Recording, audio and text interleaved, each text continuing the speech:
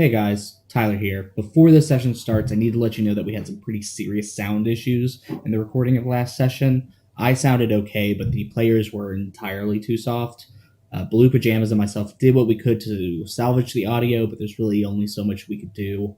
I do apologize to you and my players, especially because it was a really good session. At the beginning, there was a lot of fun shenanigans between the players and the Red Bloom Festival, but they also got their first good bit of lore at the end. As always, I have everything timestamped in the YouTube descriptions. I do encourage you to watch the whole thing, but if you find it too unpleasant, there will be a timestamp called Circle of Stars towards the end of the session, where it's mostly me monologuing, so it shouldn't be too bad on the ears. But it gives actual lore and story progression that's pretty critical to the overall story of the campaign and pretty important to watch. I'm upgrading a lot of my audio right now, so hopefully we won't have any of these issues in the future. In Penance, I've been working on a project that will debut at the very beginning of the next session, so I hope I can apologize with that. And as a warning to all the headphone users, the volume in which you hear me speaking right now and what you're about to hear is going to be very drastically louder. So here's your warning and chance to pause. But without further ado, here's session 6. Hello, everybody. Welcome to Tyler's Tavern. My name is Tyler. I go by SETX Tyler Yo on the socials, and this is my tavern. Today we're continuing our campaign, Operation Rougarou, live here on twitch.tv/Tyler's Tavern. And as a reminder, I always put the timestamps into the VOD. If you're watching on YouTube, if you need to skip towards certain sections, it should be on the time bar. It's a cool feature. But being a tavern, we start every stream by introducing my tavern patrons here and let us know what they're drinking. I'll start tonight. I have a Moscow Mule. I got me. It's just a cup of iced vodka now, but we're gonna pour in the ginger here. Give it a little swig. That's what I'm sipping on. We'll go down the list. Emily, what you got? I don't have any alcohol tonight. I'm gonna have some tea. Woo! And orange blossom Nice. and It's nice to have another tea drinker around all these dirty bean drinkers. I drink the bean and the tea. Yeah, same.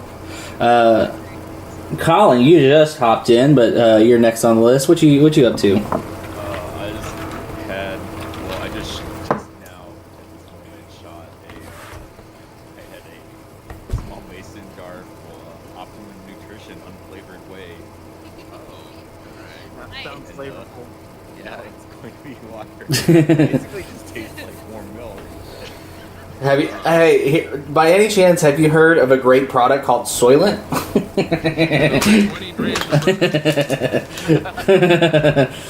So when you say it tastes like warm milk, don't you mean just fresh milk? Ooh. Hey, yo. Yo. Not hey, yo.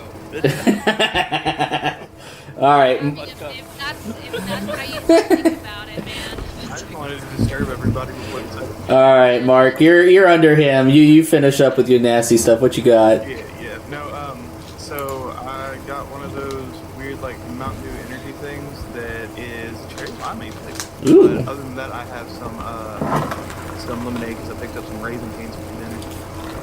It do be nice over at Decane's. Colton, you're underneath that.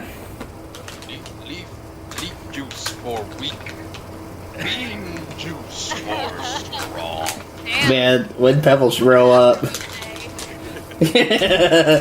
I'm an apple. I need to call the police. This is domestic abuse. Yeah, so he got dirty bean water. Getting here, handling stuff. I will be muted, but I am indeed here. Yeah. We got introductions and recap to go through, so we'll give you a bit. And then, Connor, I guess you're last on the list. What you up to? I'm gonna keep things real simple for y'all folks. We're going back to our roots. I got half a six pack of Shiner Box in the Hell yeah, brother! cardboard and some buttons, brother. Part of me was thinking, you're just like, I'm going back old school. I got dirt. You eat the stick back boxes, bring it back, get yourself a free tour. Shiner bought good beer.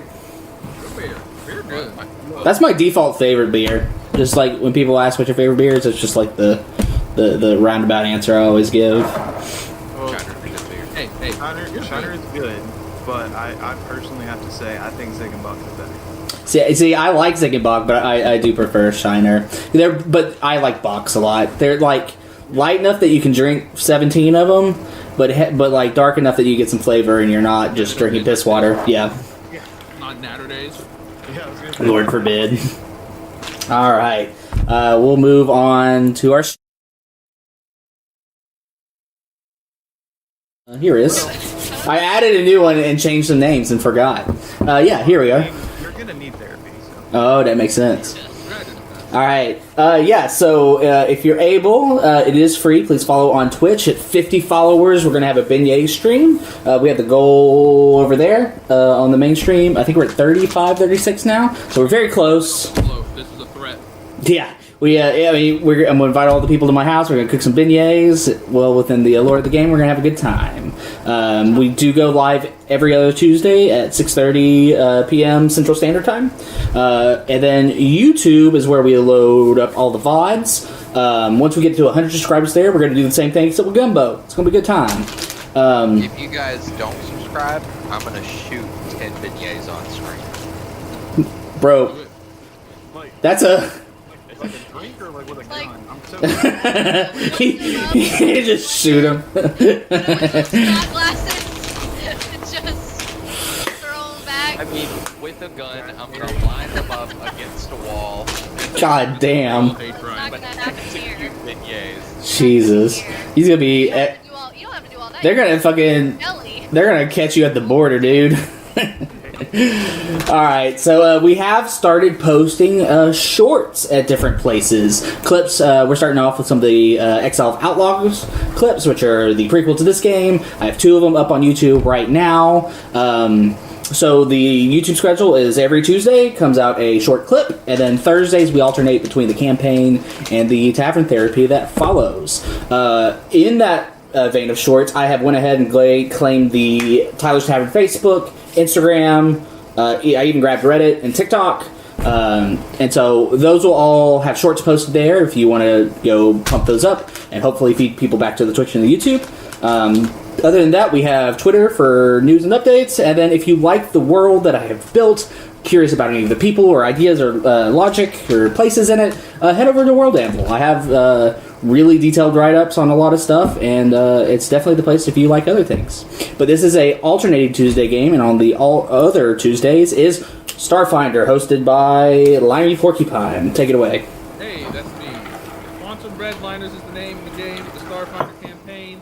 We got a bunch of high-flying, high-acrobatic, high-risk, high-reward adventures going on deep in the Pariah sector. Things got real spicy last time. Yeah, one of the players may or may not have attempted to stab another player character.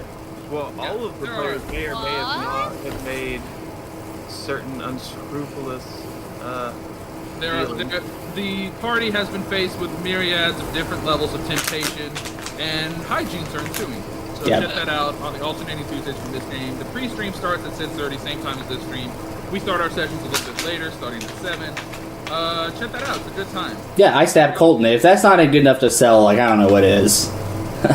Alright. Oh, okay, I didn't have the mic set up on that scene. Anyway, yeah, so they cut out right there. So just to say it again, because I'm the worst, our post show is called Tavern Therapy, where we decompress from the session, talk about what happened, how we feel about it, goals of the teacher and such. On Twitch, we tend to only interact in text, but in Tavern Therapy, we'll talk directly to you guys and talk about things that are going on, read out followers and such. And one of the things you guys can help us with is decide who to award the weekly inspiration to. We give it based on excellent roleplay, and it expires at the end of the next session. And last week, we all unanimously decided to nominate Yaros Mark for inspiration due to his great roleplay and having one-on-ones with other members and uniting odd pairs of people. So you have inspiration that you can use once a session, expires at the end of the session. Finally, last bit of housekeeping. Charles and Colin may be iffy for the next month or so in showing up. Charles might be showing up but late. He's helping coach middle school track over at the middle school he teaches at. And Colin's having a kid soon, so congratulations to Colin. baby. Hey, yo. Baby. Okay. So as a result, the session's going to be a little weird. The Red Balloon Festival is taking a bit longer than I expected. But that's just because we've had good role plays, people talk to shopkeepers, making connections and such. So this session, in order to get to a good stopping point, I think I'm going to actually skip some of the events that don't involve those two characters, and then we'll go back in time at a later date to enact those. Just because I really kind of wanted to get to a specific spot, and I think we have a little bit much to hit there by the end. So we might do a section 6.5, or we might start next session with like the back stuff, but we'll definitely get to it. I just want to end at a good place. With that, let's get started to the recap. The Investigator squads are all now well within the exciting Red Balloon Festival. They have now done many things and learned many skills. The last session we started with Scarlet inspired to buy all the art supplies, followed by everybody's heading to Ned's Noodle Bar for lunch, where they used their favor and coin they had gotten from the restaurant cooperative to get free lunch. While they are there, they even see a mini parade for the war heroes, the Black Iron Bandits. After that, they all went to the expedition to the endangered, where they had learned about the many endangered species around, and especially the Bolith Glade Howlers, who seem to be in particular trouble.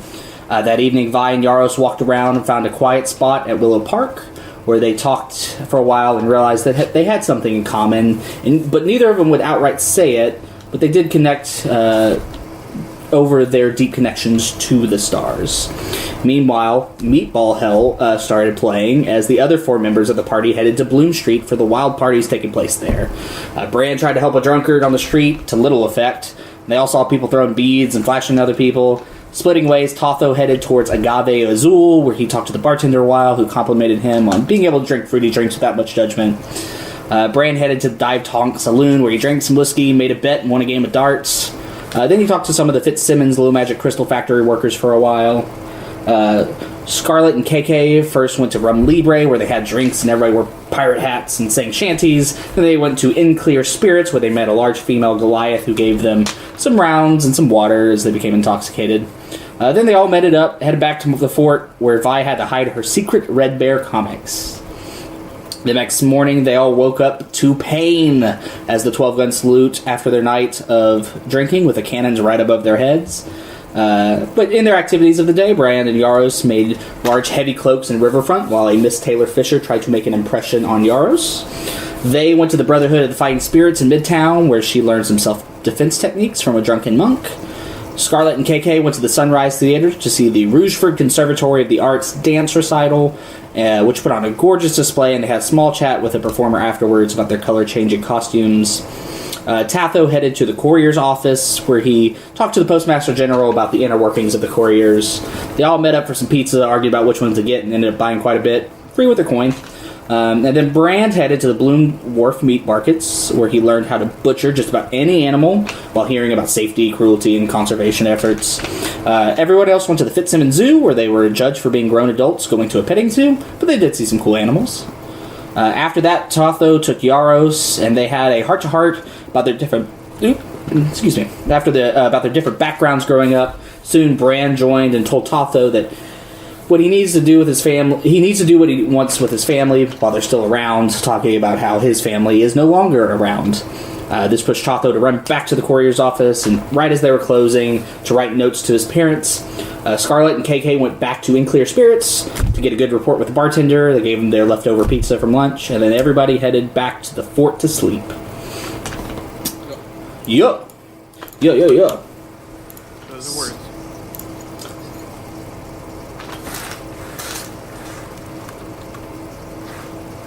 All right. Get some pieces out.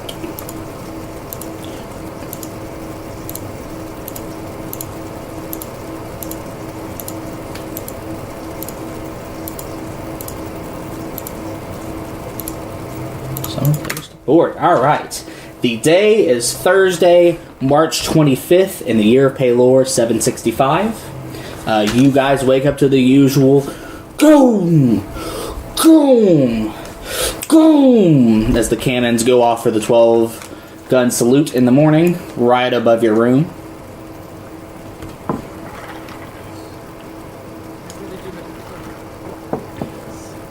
Hopefully it's only for this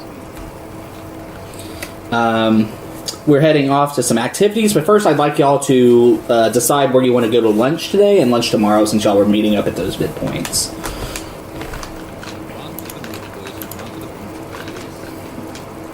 That's like a burger place, right? Where they make that- There's sausages and sliders. Ooh, that could be nice. Just go to the meat market and shuck some oysters. Just shuck some. I'll just sit by the docks and shuck what, yes. Yeah, why not?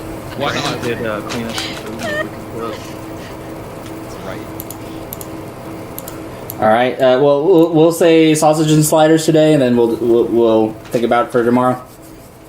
Yeah. All right. Great.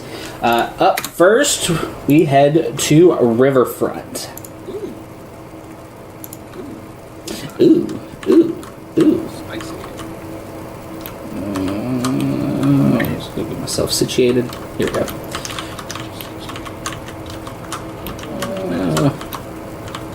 All right.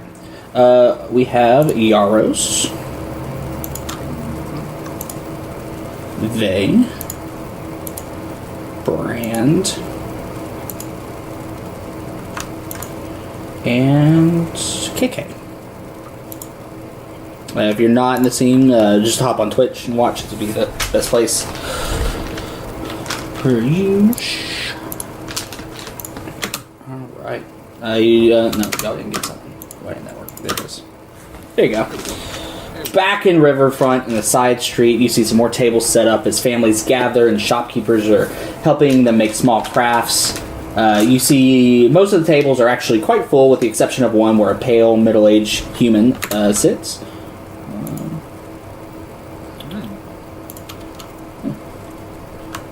Yeah, I'm gonna get this guy. And he sees you guys kind of walk past and he goes, "Oh, yes, hello? Yeah, so we're here for the traps. Yeah. Right? Yeah. The rest of the party. There's like a candle shop around here, right? Yes. My name is Caleb Kramer. I'm the owner of Underwater Basket Weavers. You see he's kind of excited that people have finally walked up to him. He's a little disheveled. His clothes are well worn, quite plain. So, do you guys have any kids to do the crafts, or? No, we're just gonna. Oh, okay. Well, I'm really down for anything. People, I say I'm strange too. So, let me grab some materials and be right back. Implying that crafts are strange. Yeah, I think you just called it strange. Dude, how'd you clip into the table? You're stuck. How'd you do that? I don't know. Damn, he's good. Damn, he's good. Just real quick, I don't mean to derail anything. It's, Yeah. Tube is saying that it's hard to hear the players. The players? Okay. I don't know if that's an obvious thing or Probably. Turn y'all up. Alright, I've turned them up. Let me know if that is better. They said you're super quiet. Get another turn, and the door damn down. Hello? Yeah, We have one joke. Alright. So y'all, they should be quiet. Let me know if there's change. I'll go ahead and keep going. No, I wish I could. Yep. Welcome to the street. Yeah, okay, cool. Alright. Sounds right. I'll make sure you regret listening to Yeah. me. I tried to make some stream changes. I guess not all of them were great. We're working with it. So yeah, he gets up and grabs some, hits some other tables, grabbing his odds and ends. He goes, do you have anything you'd like to make? I have, we can do stained glass and wind chimes, or? I want to make traps for reptiles. I would Traps? be interested in the wind chimes. What about candles? Do I have materials for candles? Let me go, I'll have to go ask the candle shop if they have any base materials, potentially. And you, miss? You said that. It's, Yaris. You, sir? The stained glass sounds pretty interesting. Okay, let me go do another round real quick. And you see he kind of goes and talks to some other people at the table who hand him some items. And then he comes back and he goes, okay. So I have the base candle here. So what we're gonna do is we'll get this itty bitty fire going, and we'll melt it down into a mold. Is there a certain color you would like? Red. Red. Okay. Yeah, we have some red dye here, and you see it's real simple. Like it's just a regular candle mold, and it uses a candle to melt it. It seems kind of like, it isn't a scale thing. It's a arts and crafts. But he kind of lets you take over for a bit, and he goes, okay, and you guys, wind chimes, and so he comes back and has some like stained glass and like metal tubes, and it's pretty straightforward to what you need to do of like tying things together and hanging it out. But there's like, you can make a pretty pattern of stained glass on top that kind of hangs over the wind chimes. So y'all feel free to kind of make that as you wish. He goes, trap. Honestly, that's not too out of the realm of what I do. And so you see he grabbed some materials from his shop. And he goes, all right. Well, I weave baskets. So if you just kind of make a little door, right, where you prop over the lid. And then if anything comes through, you put some bait, and knocks the prop over and it falls. I think that should make especially for, you said reptiles? I mean, I don't think they're necessarily the most intelligent animals. Yes, that does sound like it would work. All right, and so he teaches you like the basics of weaving a basket. It kind of leaves you to it, and like he shows you how to tie the lid so it'll move up and down and get some sticks. So you have a simple trap. Sweet. And so Colin, what does that candle look like? What have you done with that? Well, she's pouring it in the mold, and then once it's kind of cool and opened up, she's probably gonna start, carving some little designs on the side. Okay, yeah. So you have burning. There's no sense this is a little bit out of the range of what the arts and crafts are supposed to be, but they're happy to go along. And then, what do y'all's stained glass wind chimes look like? You want to go first? Or I can go first. If you want. Yeah, go ahead. Okay. The stained glass, it's just kind of like a square piece, and it's mostly kind of blues and purples with. Basically, he set it up to where there's specific spots of where it didn't get stained at all, so it's negative space. And, nice. In a pattern that he had in his head, basically. Awesome. How about you, Vic? Hers is going to be very simple. It is just going to be the very plain, almost dive to the heart, Kingdom Hearts level of just symbol on stained glass stain. It's just going to be a picture of a meadowsweet flower, which looks like almost like a dandelion that's, instead of just in a sphere, it's kind of branched out, like you would see the top of a tree in terms of leaves, and a lot of greenery and yellows and golds and whites, sort of branched out, making it looks almost like a tree. You wouldn't know it was a flower. It looked more like a tree with white leaves. Nice. Yeah, great. I'll post a link in the Discord for. Okay. Yeah, post it in the player or the general viewer so they can see. Yeah. So he goes, yeah, these would look great. Look, hanging in a window or a veranda. It really has been a pleasure meeting you guys. I don't tend to get around too much or talk to too many people. So it was nice that you guys came by. Well, yeah, I had fun, so I appreciate you humoring us to spend some time over here. Yeah. I'll be sending you letters to ask about more trap design. Bran walks away. Okay. Don't mind him, I recommend you answer those letters as quickly as possible. Well, as long as I can get some business, the shop's been doing very bad lately. So any business is better than no business. Oh, You know why it's been doing bad? Yeah, I couldn't tell you. I spent 4 years learning how to do underwater basket weaving. Brand turns around. I just don't understand why people don't want it. But, you know, anything you do to help will keep me afloat. I'd appreciate it. Okay, I buy. What is underwater basket? What is? Do you weave baskets underwater? Yeah, I mean, that's what it sounds like to me. Yeah, I go into the river and I weave them there. Therefore, we know that they're watertight and waterproof. And it's just it's a hard skill. I believe you that it's a hard skill, but what is the application? I have the finest baskets in all of town. Because they were made underwater, they're the best. Well, maybe they're like really flammable, so you have to do them underwater. Would it not be easier to just weave them above water and then just put them in like a river? Yeah, but then how do you know that they're waterproof? You would test them after you'd made them.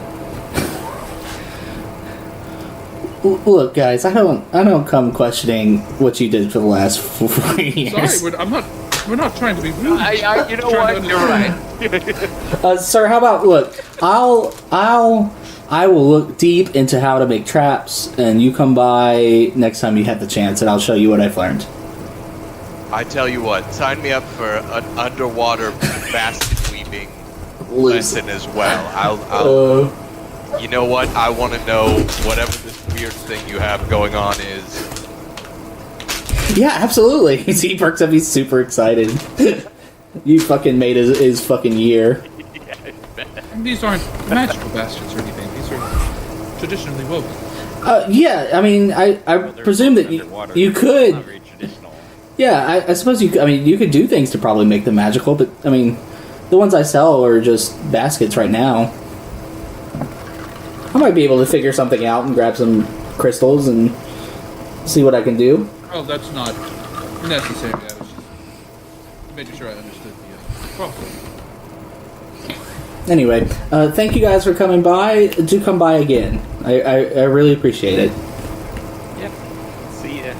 Man, this is the fucking dumbest thing I've ever done as a DM. I don't know what you expected when you put underwater basket. You know what I expected? This scene where I laughed the whole way through and had a good time. And, you know, I regret nothing. That was good. That was good. Everybody here has proficiency with first grade level arts and crafts. Hey. I would sub that for Brand. Brand, you can make the crudest traps. Okay. Just the worst ones. Gotcha. Sweet. When you say first grade, do you mean entry level or do you mean like elementary school first grader? No, like elementary school, you were a first grader. You were, what, 6 years old? 7 years old? Sick.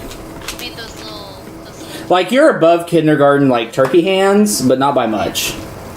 We'll need them for the war. It's like popsicle. It's popsicle turkeys then. Yeah, like the three, like, the you can actually stand them up. Yeah. Popsicle turkeys. Alright. Next, we head towards the Crystal Yard. Fucking underwater basket weavers. I'm so fucking dumb. Yeah, that's good. He's nice with it. I'm nice with it.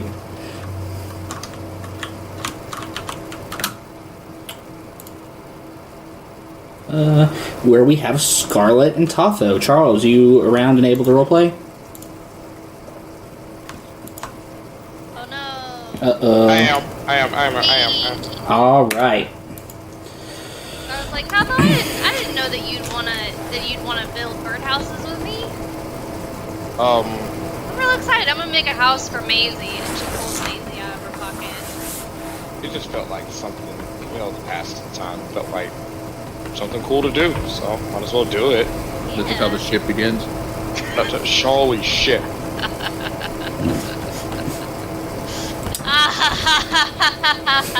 That got real evil real quick. I'm just looking for the actual nail button right now. Emily just Me building and ships Tasso. in every game. I thought ship sailing was at the evening. Oh, that makes sense. You are too early for ships, y'all. All right. All right.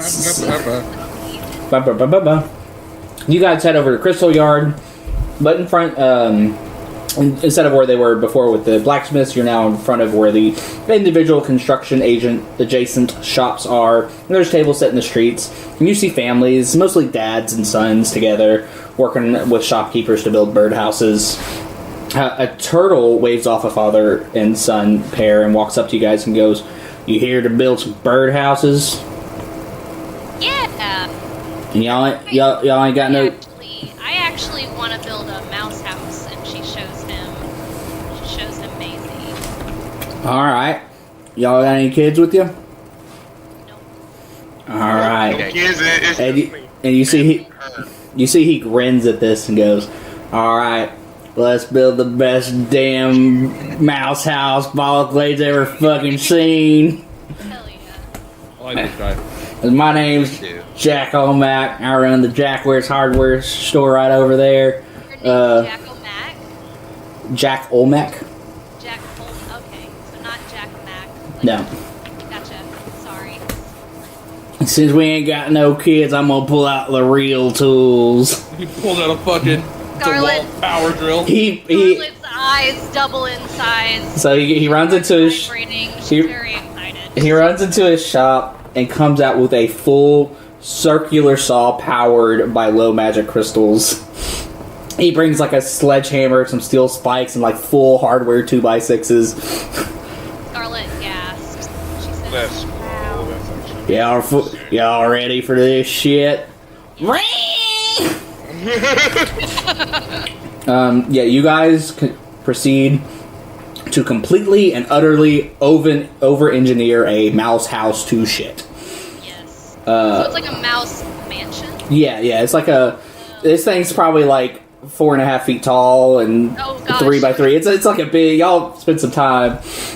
And at some point you look over and most of the tables are like simple birdhouses, 4 walls, slanted roofs, hole in the front with dowel. And the owners of those businesses start to like give you a side eye. So y'all are just like doing heavy construction in the middle of the street. In addition to, so the mansion is wonderful, but I also wanted to kind of just make like a really, those like gourd birdhouses? Yeah. Make one of those. You got a gourd? Like, for like to tie on, oh no, I don't have a gourd. I got wood.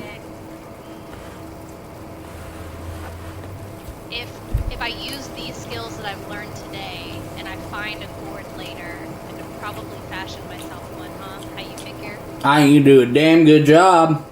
You see what we making here?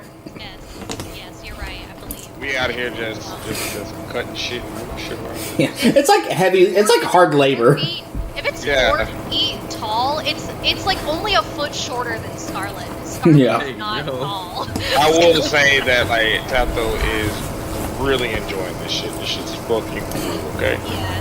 Scarlet's gonna get her paints afterwards and paint it. Yeah. Nice pretty colors. Yeah, by the end of this, you have a steel reinforced, multi-deck luxury suite mouse house that you are both fully capable of jumping with all your weight on top of it with nothing moving.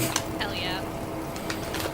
Yeah, so as you're painting... Like, this is better than anything I could have imagined. Amazing. Remember, we were just here to just build birdhouses. We can actually build a fucking house. But now we Just think get. about it. I mean, if this was just 2 feet taller, I could get inside this. Literally. And comfortably live inside this. Yeah, so as you kind of have completed it, he put most of his tools away, and he walks back down and goes, "Well, brother, sister, it was good working with you. I got tired of making these little birdhouses for these snot-nosed kids." Oh, this is great. I can see why. I mean, if you've been holding back to make something like this, I'm impressed. Like, this is beautiful. This is great. You ever need any hardware, you come by your old buddy's shop, you hear?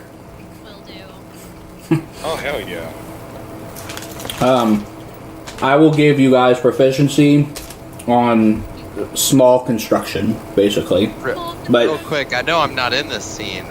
Are these like low magic crystal powered power tools? Like they've got like. Yep. He has like a circular saw with a crystal in it that he revs it and it spins. I mean, an electromagnet with a low magic crystal can't be that hard to think. Yeah. Yeah. That just opens up the door to a lot of perceivable technology. Oh, No. yeah. Yeah. Yeah, and we'll take some low magic crystals and we'll just take like really small slivers of it with very specific things and work like microchips, and then soon enough we're gonna have iPhones. And Yeah, I'll give it a week. My new character is just trying to make an iPhone. Yeah, I did the, my new character is stuck in the internet. Can I get the Rougeford NFT, please? Oh yeah. Oh God! Oh no! Don't worry, someone's screenshotting the stream right now and minting it. sorry, I thought that was the appropriate response. Yeah, no, it was. I should have did. Yeah, so you guys head off to. I mean, we can't carry this mouse mansion around. Oh yeah, y'all are somewhat close to the Efficiency, the wording, description, so I can make sure I can have it. small house-like construction. I have here. It's like proficiency creating small homes for small creatures is exactly what I wrote. But I'll let you get just a little bit more. Animal house. Yeah. It's a very easy system. I'm gonna turn my character Small sheet into a structural trash fire. Yeah, proficiency. Hey, y'all. Hopefully they'll come up. So yeah, y'all head off to Riverfront to sliders and sausages. You're greeted by the guy. You all order some sling of hot dogs and sausages and burgers, and you have a greasy old time. You pay with your coins. You talk about how exciting the day was, and then we head off to evening. I am going to do, let's see, it's 7 o'clock now. I'm going to go ahead and do the charities, arts, and crafts with KK and Totho. We'll see how time's doing, and like I said at the top, I might skip the other ones just so we can get to the end, and then we can do them at a later date like at a previous time. Yeah.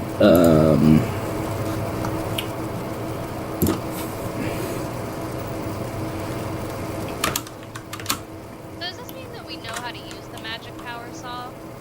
No. It may be that if you had that exact one, maybe.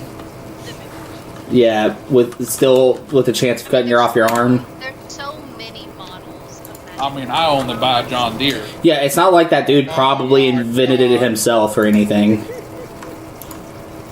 I got the Caterpillar. I like Yeller. It's not Scarlet. It's Totho and KK.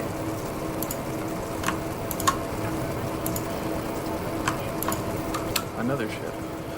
Oh hell no. This one's nasty. It is evening time. Well, he thought that to prove himself and fight the Russian It bartender. is evening time for shit. Bruh. You guys arrive at the Heights, where you notice it's much less crowded than the other districts. The only average people on the street with the activities either seem to be heading over to the banquet hall. Over where the tables are your activities, it's just people in nice suits and dresses, even the kids. You hear one of them walking with his father and going, "Ooh, Papa, can we do some crafts?" Well, of course, my boy. It's about time I made a donation Oh, I anyway. hate it here. There's some fancy boys here. At that time, a nicely dressed gnome lady walks up and goes, "Ah, are you gentlemen here to make a donation?" What? Oh, it's for the Marsh Hope for Kids charity. They raise money to keep the kids fed and help give scholarships to the private schools in Bacab University. Oh shit. Yeah. Yeah, I thought this was going to be more about like to do a charity, but okay, here. I actually will give about there's four pieces of gold. 4 gold? Wow. Damn. Wow. KK, were you going to give anything? She gives one, and then is clearly contemplating giving more, so she doesn't get one up. But it's like, oh, whatever. Yeah, so It's good. 5 gold? Okay, well. Every bit counts. I really appreciate it. Damn. Yeah, of course. Is there something here? Because I was looking at the brochure, she pulls out the brochure. Mhm. I was kind of like thinking more there's gonna be like, I don't know, like a finance class, or anybody's teaching anything about how to organize these sorts of deals. I don't know what the laws are like. Oh, okay, that's an interesting something like this. Yeah, I mean, I could. We could probably get you over to the lady running this and talk about that. Yeah. No, that'd be really good. Totho, are you just along for the ride, or what you doing? I suppose hearing more about this organization, and what all you can do, and other things, I think that only stands to benefit.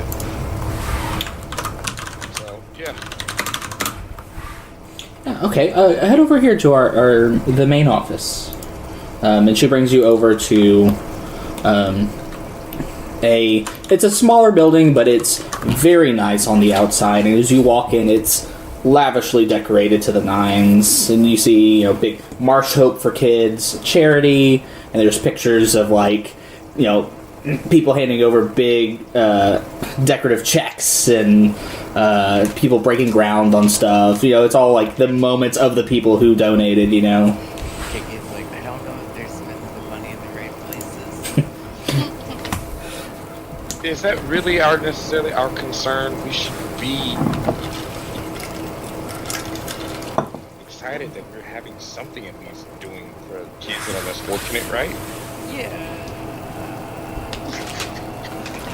You're right. All right, and here's the building. Okay, go ahead. But I do think if we go here, maybe you can take some keep your eyes and ears out. Maybe you can figure out they are doing something shady. Maybe you can come back to this a little later. That seems kind of low considering people are trying to work together. Low coming from you? Just saying, anything's not too low for you, is it? Okay, ease up there, buddy. See what I'm saying? This is a spicy ship. Oh my god. Enemies dilemmas? I jest. Yeah, okay, man, sure. don't worry. Look, she's making backpedaling motions with her hands. It's fine. Okay, whatever. Just drop it. Yeah, at this time you cross the threshold, and she goes, "Is Miss Fitzsimmons here?" And she goes, "Oh yes, I'm here." And from the back, you see another lavishly dressed gnomish woman. She goes, "Yes, how can I help you?" He goes, Yeah, I was sort of interested in, I was looking, she holds up the brochure again and points to, a building charity. She's like, I was kind of under the impression that this is, an event where you can learn more about how money is used for the charities and, what sort of laws there are about them and the city and stuff like that. "Oh, well, the event was for the children, building crafts and giving, advertising for donations, but I'm sure I can talk to you about some of this. Yeah, my name is Thelma Fitzsimmons. I run this charity." And then she basically goes over, big strokes. This is a charity in which people donate, and they...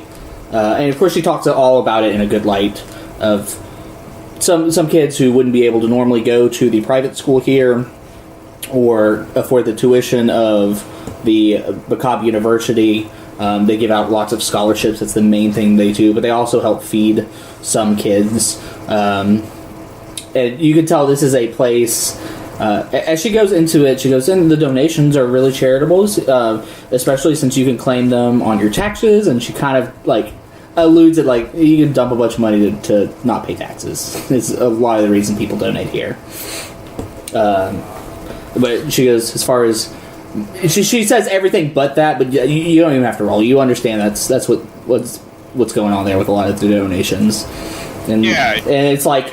And if you make a big donation, then your name gets into the Roosford Review, and it's good publicity, and, it's the whole 9 yards.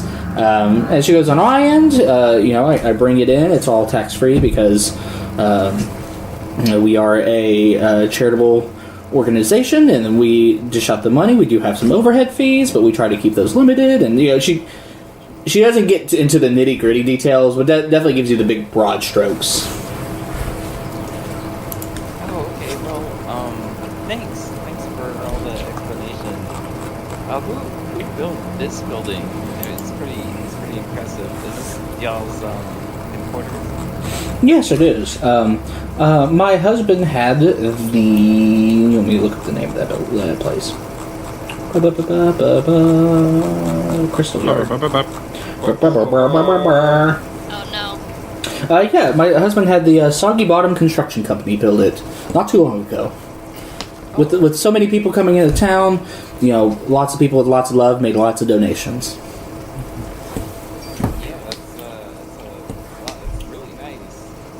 And since you've had a discerning eye, you see that this is mostly just a lavish office. There's not other much. There's like an upstairs little work area that you put together like pamphlets and stuff, but that's about all it is. Okay,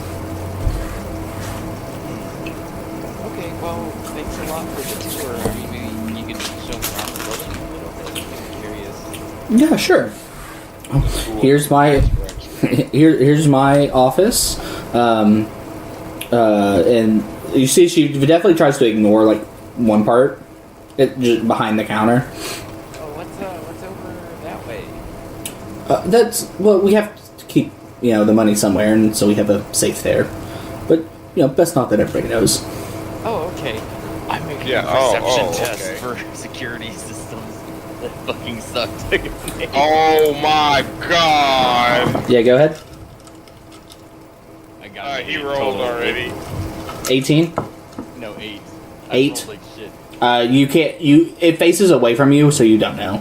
Oh, okay, alright. It's like if you were working at the register at any establishment where you face the front door. It's like they can see the front of the safe, so you just never get a look at it. She heads upstairs, here, and you can see it's like downstairs is the office with a little front area. Upstairs is big long tables, lots of there seems to be some printing press sort of stuff for flyers, and it's mostly just a small workspace. The building itself isn't huge. Okay, well, thanks for showing us around. Well, surely. I'm glad that you came. If you ever feel generous, feel free to drop by. And let all your friends know the good work we do. Yep. Well, Yeah, the good work. Yeah. Oh, she ignores that. Alright, we're KK's looking at him like, what is that? well, it's nice meeting you. We'll see you around. Yeah, she nods you off. So yeah, I'm gonna give you guys, because this was a surprise. I thought y'all were gonna be made fun of by rich people. We'll say that you guys get a proficiency in running an event. Money laundering. Yeah. Good. Oh my god. All right. Guess I'll put it in my tools that I can finesse motherfuckers. That's Look, what I'm saying. I didn't say that. I said that you can run an event. Running and... And Yeah, you're a fucking FGC TO. yeah. Yeah. Oh my god, no! My worst fear, bro. All right, so I'm gonna go ahead and skip the other evening things, but I will give you the proficiencies. No. Look at. Yaros and Vi, we will go back to them at the beginning of next session. We'll do these. Yaros and Vi get proficiency in sailing. I can't believe we saw a shark. That was Brand, you can grow a good berry, but there's many things around this. I'll go into detail later. Oh, okay. You will not grow one fast enough for it to matter tonight. Oh. Emily, you will Yes? be able to have Maisie learn commands with work, and it won't come up this session. You can't do it that fast. Hell yeah, that's right. I have full control over Maisie. Yes. Yes. Hey, just know that if you use her in combat, Rats are real easy to kill. 1 hit point. Let's I go. know this. Let's I go. know that she is my baby. Let's I would go. never. Do it, you coward. Don't you fucking dare. Don't you fucking dare. We're gonna go back to the capital, back to the quarters. It is getting into evening. Does anybody wish to do anything that evening? If I know some people might need to hit up a DM. If that's the case, go ahead and do so. I don't think Faye's gonna do anything. I think she's trying to play it chill. I'm gonna go set my trap. Great. Yeah, you're really just gonna go for a walk. I guess I'll hang my wind chime. studying my book because I'll go hang my wind chime out the window, I guess. But other than that. I think that Scarlet is gonna work on requesting bunk beds. Okay. And she is going to site bunk beds so that they have more room for a desk, and she's also going to ask for a desk for writing. You do have this table in the middle. Another desk, a separate desk. Okay. That desk is for. Are you trying to turn in this report tonight, or are you sitting on it for a bit? No, I mean it doesn't. It's not urgent. Okay. Let me know when you do turn it in, and then type out exactly what you're asking for me. Boogie. Woogie. All right. So Got it, bro. Vey and Yaros, y'all hang up your wind chimes. They fit right over your flower that I'm going to assume Vey has managed to keep up for all you guys with just adding a little bit of druid craft every day. Yeah. So you have beautiful flowers and 2 wind chimes. Maisie loves her mouse house. We like walk in and we just see like this 4-foot. Yeah. Y'all walking in and see that. Like giant hamster. What is that? Let me see if I It's can. got, in my mind, it has a little balcony, like it's Capo small enough just to comes look in out and the just- window. Is that a It has a little dollhouse? balcony. hey, It's you just Maisie's see house. Capo slap the back of it. No, man. See how Solid. many fucking mice this can hold? Bad boy. Scarlet This climbs can on hold top a of shit ton it. of fucking mice. You see this?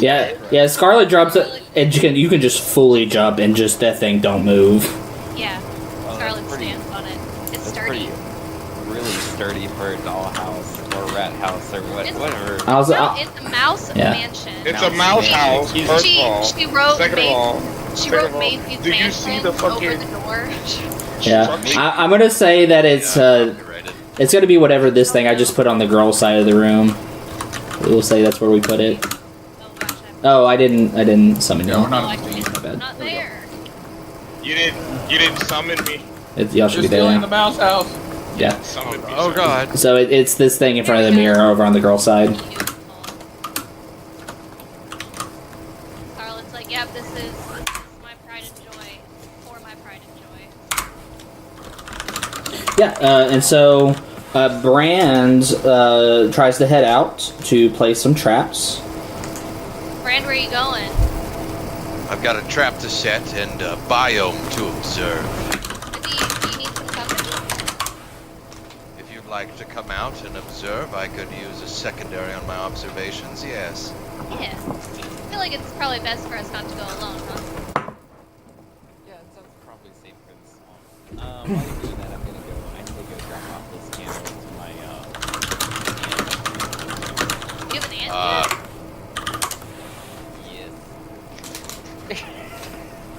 I do. No, Oh, okay. I mean, I Sounds actually, cool, man. I actually do have an aunt here. I just don't introduce her to any of you. Oh, that's fine. I understand. Good. What's wrong with us? Nothing. Oh. Nice. Nice. All right.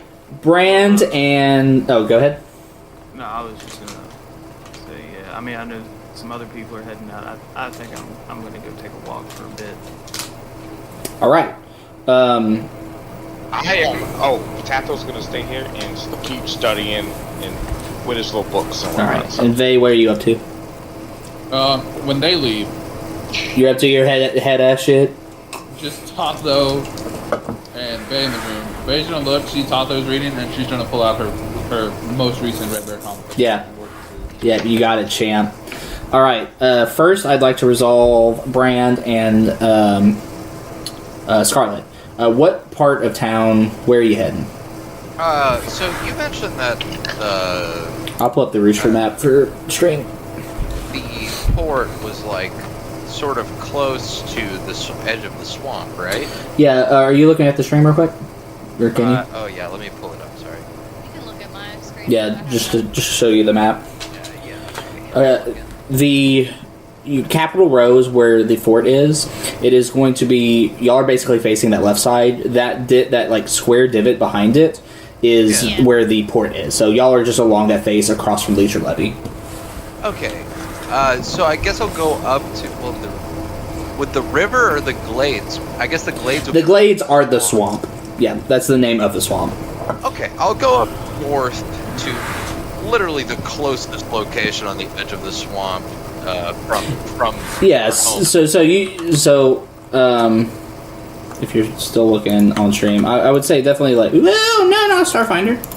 All right, you would leave out here, you head out past the port, and then this just keeps going and eventually just goes into swamp. So I would say that's probably like it's mostly paved the whole way, and then right out here is where the And then I'm sort of wanting to make an educated guess as well. I'm gonna before setting my trap, I wanted to kind of observe the wildlife in the area and just sort of, I don't know, just chill out there with a drink or something and just sit and watch the animals for a while. Sure. Scarlet, what are you doing during this time? Scarlet's probably gonna disturb his peaceful time watching the animals in silence. Is what is probably gonna happen, because she's just along for the ride and watching. Are you like actively trying to help him, or are you just chilling? Bran, you want some help with the traps? Go to the other side of the glade and tell me what The animals other you see. side of the glade? Like the opposite? I can't walk that far. I can't walk to the opposite side of the glade. Not the opposite. You mean like down the river? Like this way?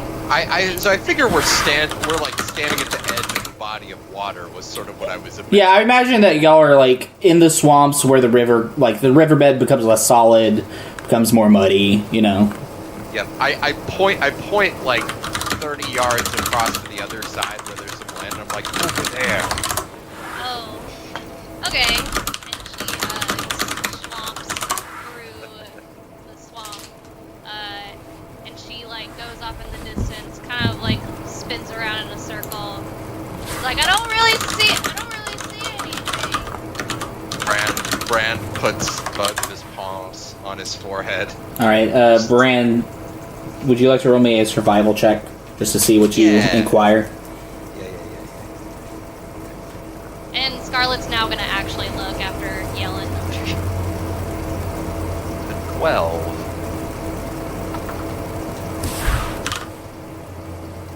Uh, 12. Yeah, you see, the frogs are about. You do see in the distance a nutria running. Kind of catches you by surprise how big those things are. You realize your little trap ain't going to catch that. There are some other little rats. You see a bat flying.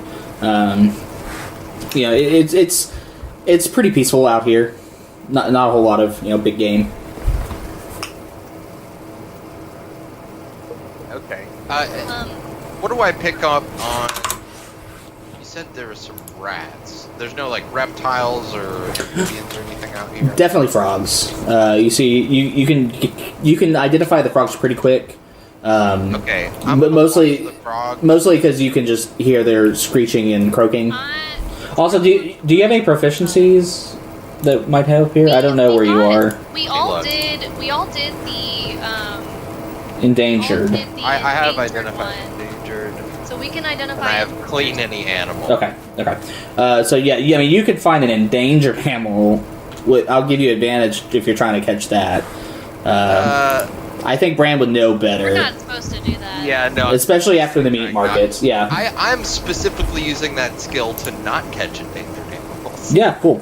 Scarlet is looking for bugs specifically. Yeah. I think that Brand would like is bugs. That's what I was about to say was I want to see what the frogs are eating and then try to catch something to put in the trap. Yeah, I'm gonna keep working off that 12. Frogs are mostly chilling and croaking. Every once in a while, you'll see they'll catch like a fly or a moth. Trying to fuck them out. Yeah, they're noisy. It's like, and they're just now, it's just now coming into spring. We're in March, so it's still a little cold. I mean, it's not cold, but it's not middle of the heat. Warm them up, get their bloods flowing. You think like a lot of the other reptiles you probably see during the day, when the sun's up and they can warm up a little bit. You haven't seen any snakes, they're out here. So yeah, I mean, you see they eat every once in a while, but they're mostly big chillin'. Okay, so for now, I'm just gonna try to catch like a moth that's moving pretty slow or something, and just stick it in the trap and put it where I see frogs. Yeah, sleight of hand for the moth, or unless you have any other clever way of trying to catch it. And I also will walk over to. This is why we need sweep nets. We could just walk through the brush and bang bushes with nets and catch a bunch of bugs. That's actually a good idea, but for now, see if you can help me catch something or. A moth. We just need a moth or something. Yeah, but gotten those baskets from that guy. We could have used those underwater baskets. I would say both of y'all roll survival checks to see if you can catch a bug. Oh, yeah. Well, you told me to roll. Oh, if you nail sleight of hand, yeah, you got it. You just caught it out of you see a big juicy moth, just flying, and you caught it. I got an 11. 11. How hard is my it? tactic is gonna be shaking bushes for bugs. Just slap the nearest bush. Oh my god. That boy can fit. Alright, yeah. So you slap the bush with a 10, and I'm sorry, with 11, and just a juicy Southeast Texas tree cockroach pops out. Oh, Scarlet screams. Scarlet shrieks and falls. She falls to her butt. Oh my god. It's a juicy cockroach. Yeah, try to catch that juicy cockroach that I summoned for you. Can Brand try to it? Yeah, survival or sleight of hand, whatever you choose. Hey, Tyler, is it a wood roach? It's a 15. So it's like it's got those red streaks. No, wood roaches. What was the number? 15. Yeah, you got it. I imagine it was like in Scarlet's hair. And it was like Scarlet screaming and Brand, you catch it. Brand grabs the cockroach and he shows it to Scarlet. This is the ideal bait. Reptiles love roaches.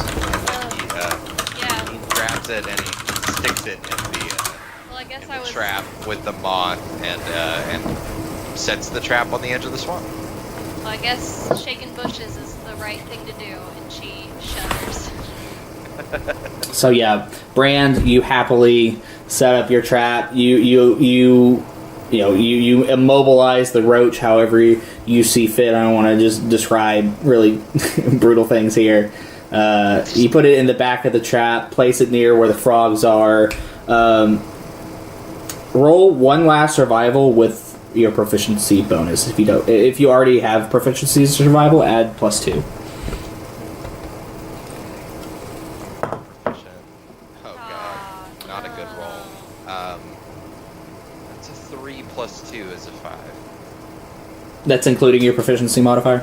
I added my proficiency that was not originally added. Correct. Okay.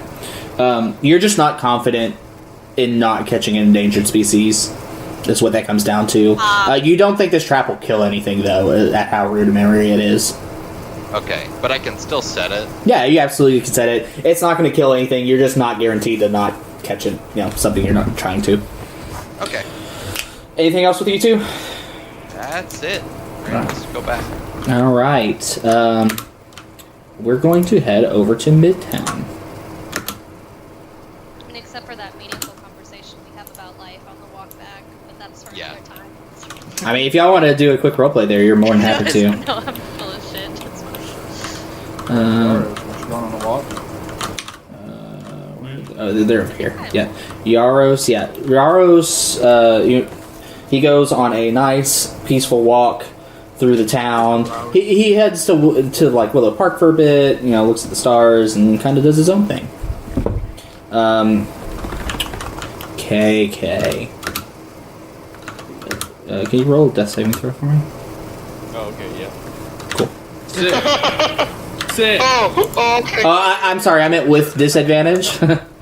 I gotta Advantage. look. I gotta kill your character here if he's not coming back. It's for your good, not mine. Come on, go do it. Yeah. Okay, I'm just gonna do this. So yeah, you know exactly where your aunt works. I just have to find it in my notes. Because Tyler, do not have that memorized. Damn. The fucking worst, am I Memorize right? everything, dude. I can't believe it. You head to the Gator and Crane bed and breakfast. Bread. Bread. Over in Midtown, you come to an area where they have large, basically like villas, one of which has a sign of a crane flying away from a gator's mouth. You enter the entry, and it seems like a small hotel motel. You know, it's a bread and breakfast. And you hear a lady like. Holiday Inn. You see a lady like carrying some plates of food over to some dinner tables and goes, "We're all booked up. We can't take nobody else during the festival." Hi Auntie, do you have a minute? And wait, one sec. She goes and plays. Goes, I'm sorry, I'll be right back with you guys. And turns around and she goes, KK, as I live and breathe. And she comes and grabs you and gives you a big old hug. Hey, it's nice to see you too. That's pretty tight. I know it's been a while. You can stop hugging me now. Okay. Kid, how'd you, I heard about the circumstance. How'd you manage to make it out of, you know where? Oh yeah, I figured Mom probably sent you some letters about that. Yeah, the deal, sort of. Well, I got drafted into the army, sort of. Oh. Not the army, but I'm here, and I have a real job now. Wow. Just like the jazz hands, like shrugs. I Well, got a real job. I'm glad that you're out. I'm glad that you're free and you can come hang out. If you ever need anything, please do drop by. We're rather busy today. Are you free after the festival? Come by? Yeah. After the festival, here, I just wanted to give you this. It's one of the, one of those, like, those nice candles that you always need more of. She pulled out, like, the red candle with the designs carved into the side. You see, she sees that. She winks. She weeps up a little bit at just like how thoughtful that is, and how meaningful that is to her. And she goes, "Well, I won't let a good deed go undone." And you see, she goes behind the counter and grabs a magnificently made long thing with a great, beautiful candle holder. It seems to have some red gems around, like a golden base. She goes, "This is for you. I think we all need a good one." What? This is really nice. I can't take this from you. Well, I'm going to leave it on the floor here, otherwise. And she grabs your candle out of your hands. Okay, I'm just bring it back. Well, just make sure that it sees use. Yeah, it'll definitely get used. Yeah, we have a bonfire party at some point, so I'm sure I'll bring it out. Yeah, you know the big things this year. Yeah, she's like... It's here in town. Even though she's saying, I know. Yeah. Okay, yeah, I'll be there. Of course I'm gonna be there. All right. Well, I love you. Make sure to come by after the festival. Yeah, love you too. I'll see you after. Bye. Yeah. And so you can add that to your inventory. She goes and places your thing very carefully behind the counter where hers was, and you'll have a nice little moment. Aw. love. Yeah. Love the Point left, KK loves her hand. love is the theme for the entire campaign until the devs start quitting. Yeah, then it's love that sets us on an adventure. Yep. This is what motivates you to kill more. Yeah, so you That all. happened to everyone. Brand's already been through that part. He's like, yes. First time. The first time. Oh, this is your first time. Yeah, you all head back to your quarters in the fort. I'm at the wrong part of the fort. Hiding my book. Yeah. Hey, yeah, you want to do a sleight of hand or stealth check, your choice? Yes. Stealth or sleight of hand? Yeah, I'll give you your choice on that. Fuck, they're the same. Alright. Choice. No, no. Oh shit. Yeah. Oh shit. Oh yes. Yes. At 3. This is a 3. I feel like Hey, Scarlet, you see Totho, or Totho, are you trying to hide your books too? Or you just... Yes. Yeah, cool. Roll a stealth or sleight of hand, your choice. Stealth or sleight of hand. Let's see which one is better. Neither one.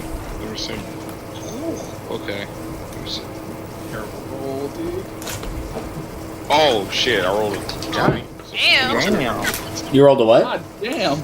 I rolled a 20. You hide it so good that Vi doesn't even know if you actually were reading or she made that up.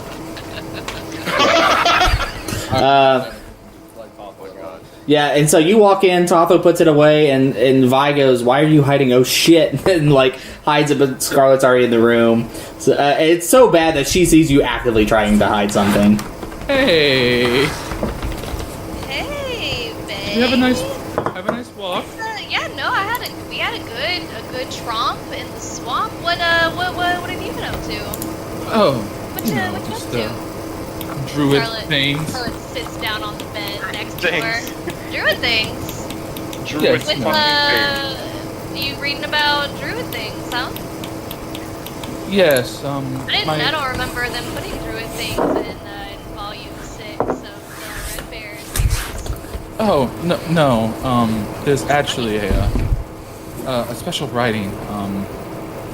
Druidic, they call it.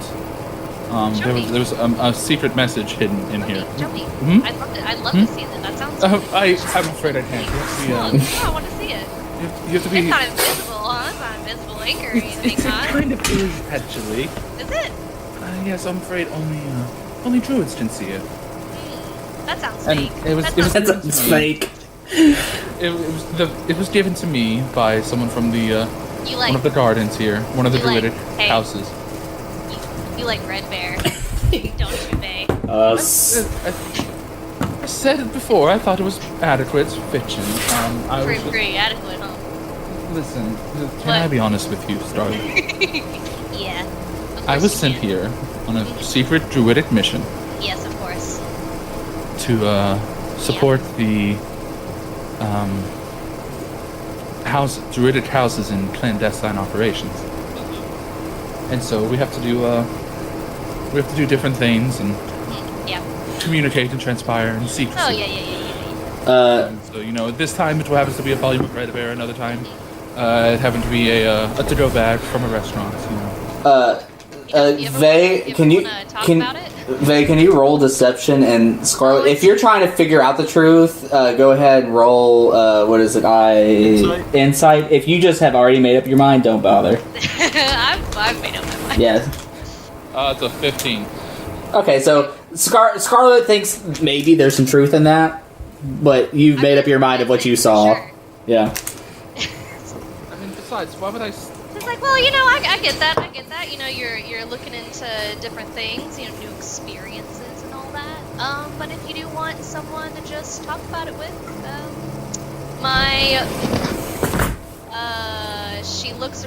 I would say my door's always open, or I could say my bed's always there, but that sounds. Hey, yo. Hey, yo. I mean, we could like read together sometime. I'll say it. during this time, Yaros and KK walk in. Chips for me.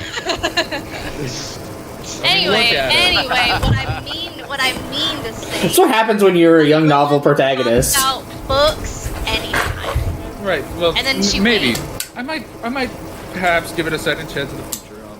As you see, I only have the one that we got the first trip, and then this No, volume you here. were told. No, but okay. All right. Well, you said volume 6, right? I said Yeah. volume 6. Yeah, So it's You like, just I only have the volume 1 volume and volume 6. Yeah. you canonically have bought the first 10 issues. Yeah. Yes, I know. Okay. Yeah. Yeah. He doesn't know that. Yeah. I don't know. I mean, Scarlett's decided that she knows. But anyway. All right. She's Yeah. like, okay. During that squabble, KK and Yaros have came back. You all kind of slightly bicker in a fun way through the The night. joke is over. KK has the giant, extremely ornate candle holder. Yeah. Do you put it out onto the table, or you just kind of keep it to yourself? Yeah, put it on the table. I don't know if there's anywhere else to put it. In his chest. Okay. Yeah, Aunt was just trying to, give me some stuff. Can I look at it?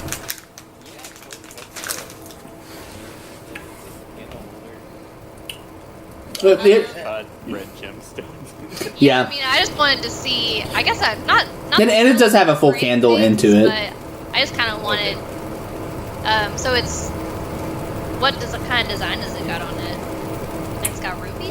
It's very ornate. Yeah, and it has some kind of red gemstones embedded in it, and it seems like the base is. It appears gold, but you'd have to do some work to identify for sure what it is. Yeah, that was kind of my. Ooh. Yeah, can I? What could I roll to not appraise it, but to see if? I guess what I'm after is seeing if I recognize the design, because Scarlett's educated, and I feel like. Sure, but I'm gonna make you guess like Scarlet would. Roll either Arcana, History, Religion. Make a I'm gonna do, educated guess. I would do Arcana just because that's primarily what I guess Sure. I was thinking of is if it's kind of magic kind of thing. 'Cause it's very ornate, and sometimes magic can get so ornate. Okay, go ahead. What just happened? Everything. You tell me. I don't know. I got a 16, I think. You can't rule out for sure if this is magical. Yeah. But you do not identify it as anyway. It's not a negative, but you just don't know. Yeah. Well, it's really cool. It's really pretty. It's got fire motifs. It's Yeah. gotta be pretty valuable, huh? With the rubies and stuff, and it's gold. They're not necessarily rubies, we might just, I don't know what kind of gemstone it is. Oh, colored, But- colored glass or something. I know. I mean, something yeah, like I mean, it would be nice if it was rubies, but it's not it's not something I would sell anyways. that. No. I just mean that it's real nice. Is all. Yeah, it's really nice. Yeah, I'm glad I've got it now. All right. You guys chat into the night. What kind of candle you gonna put on it? It has a candle in it. Oh, It's it like has a candle. it's like a raw That's big. Big Ace candle? It's not KK's candle, but it's a big red, beautiful candle. There it is. All right. Y'all talk about the candle into the night. You hang out, chat, tease each other. Try to read it You go into in the the. middle. You go. I'm not giving her an inch. You go to sleep, and you wake up as you have all week. Gong, gong, gong, gong, gong, gong, gong, gong. What are lunch plans today? We're gonna shuck oysters by the river, right? Oh yeah. All right, everybody's down. We are not taking a tavern break today because we got to power through to the end. Players, if you're not in a scene, feel free to go potty, grab a drink. I will take a second just for a mid-game shill. If you like what you're seeing, follow on Twitch. We're close to the beignet stream. Follow or subscribe on YouTube. Both of those actions are free. Under on YouTube, we have a gumbo stream. If you like the lore, the places, the ideas, some of the behind-the-scenes stuff, World Anvil's the place to go, and Twitter for news. The next thing we're going to go to We are going to come back to native flora with Brand. But Brand, you have proficiency with identifying native plant species, if you're still here. Yeah. Yep, you got it. Next, we're going to head to Bloom Wharf with KK. So I have proficiency? Yep. Okay, proficiency. And the way I'm doing this is if you have proficiency and double proficiency, you add an additional +2. Gotcha. What was the beginning? That was just him. You and me are heading to Bloom Wharf. Buddy. So, identifying native plant species or Correct. floral? Flora. Plant. Yeah, plant species. You can identify the native plants. Gotcha. Okay.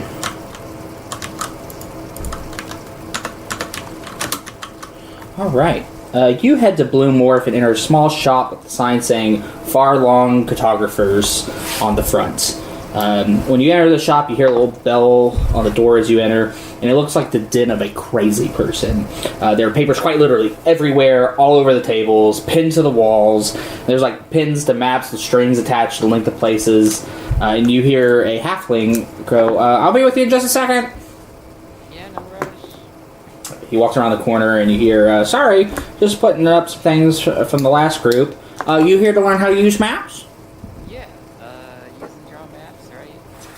Yeah. Well, great. My name is Perfire Windvale, the resident cartographer here in Roosford. We're in short supply here recently, so many having been shipped off to war. So I'm a bit busy these days, hence the mess, but today's going to be fun. Yeah, nice to meet you. I'm KK, by the way. Yeah, he goes and shakes your hand. She shakes his hand. The cool place you got here. Yeah. It's make a lot of maps here for the government here recently, and also the ships. It's just busy times, but we're doing great. Good business, lots of business, good business. Well, anyway, here, and you see he grabs like a mishmash of supplies from across the room and hands you a compass. He goes, here you go. This is yours to keep, standard issue. Oh, thanks. So you can add that to your inventory. It's just a super cheapo compass. Mostly, shoddily made, but it works just fine. On the back it has like Farlong Cartographers etched into it. And he goes, first we're going to learn to read some map, then we'll try our hand at making some. He hands you a very touristy map of Roosford. He goes, alright, you ready to go on a bit of adventure? Yeah. Alright, on this map I have marked points where we will try to reach those the right way. The right way is... So, here, on your compass, this part of the needle will always point true north. So, you're going to match that up to this outline on the edge. Does that imply there's a wrong way to get there? Yeah, if you just read the map, then you don't learn nothing. You know what, never mind. So what were we doing? We're going to do some orienteering. Yeah, so he shows you, like, on the compass, you line it up, and then on the outside, there's degrees, of how far you are from north. So he goes, so this is how you're going to get your angle of how you're trying to navigate. And next, we got to measure your pace so we know how far you go in a step. And so he goes and grabs like a fabric tape measure, and he goes, all right, can you just take a regular step, just how you would averagely step? Okay. 6 steps. Yeah, so he measures that distance. He goes, all right. So he measures that, and then he goes, all right, now with these two things, we can go anywhere. The first one's easy. We're going to take 50 feet true north. And so you line up your compass. You know that your gate is X feet long, divided by 50. You can take how many paces that's supposed to be, effectively. It's an extremely convenient 2.5 feet. Yeah. So he goes, all right, yeah. So we're going to take that many paces. And then he's just like, and you can do this one on your own. Go ahead. Okay. 50 feet. And she's kind of like just follows the compass. Yep. You go. It's like, you did? Perfect. Look down. Okay. And on the planks where you're at, just a perfect axe. You landed right exactly where you're supposed to be. Nice. Goes, all right, now we're going to get a little bit more complicated. And he shows you like how to go to the different degrees from True North. And basically now we have like multi-step directions like head 30 feet at 45 degrees, 20 feet at 270 degrees, right? And you go through the whole thing, and you kind of head towards Riverfront, and you nail it. You get the X's. It makes sense. It's pretty simple as long as you have the things. And then you make it back to the town. And goes, you did fantastic. But we're going to do something a little bit different here. So go ahead and walk in any random direction you want. Okay. Go as far as you want. Northwest. Yeah, you go like... Or 69 feet. Yeah, you go 273 degrees for 69 feet. He goes, all right, great, here you are. And he basically shows you, like, okay, now you know the angle you went and how many steps you did, so you can now make your own map in that way. And kind of reverse engineers what you just did. Okay. So yeah, with that, I think you can orienteer wherever you need and keep track of where you've been, and if you have good enough instructions, maybe figure out where you're going. Yeah, I'll figure it out. I'll make something useful. Great. Thanks. Well, if you ever need anything map related, make sure to come by Farlongs. We might be backed up, but I'll get you something. Yep, I'll be around. Yeah. See ya. Thanks for the help. Great. So you can now create... You can follow instructions and create... We're just going to call it orienteering, right? That's just what it is, yeah. With that, you can follow instructions to a T. You can also create your own map, given that you have the resources and information. Like pencil and paper. Nice. It's not fully fleshed out. You can't just create a whole world map, but we'll do it within means. Next, we're heading to the Crystal Yard. That's where the crystal nut at. What? Someone had to make the joke sometime. Blue rocks. That's what the real monsters we're gonna have to be fighting on. They're Drug all addiction. meth. Just on meth. The impossible. The real demons were just fucking drugs. You've got This is the war on drugs. rat, dire rat, and then meth rat. Above that. Above that. Tatho, Yaros. Yeah, so Tatho and Yaros. You guys head down to the Crystal Yard, head down to the great grand area of heroes and heralds. You climb up the stone steps and find a seat, and you can feel the excitement in the crowd. This feels like a big event. Soon you hear the sounds of a war horn and see a young Earth Genasi in the back blowing out. Wah! Out of the corners of the arena, you see 5 individuals enter on horsebound chariots and begin to quickly circle the arena. Throwing up dust, the crowd erupts into cheers. As this is going on, 2 of the individuals draw weapons. The female tabaxi begins to pull out javelins from the carriage, and a male lizardfolk draws his great bow. The Genasi blows the horn again, and both of them flip their gaze and fire seemingly into the crowd. There's a loud gasp in the crowd, but quickly you see that they had placed targets on the inside columns about 30 feet up.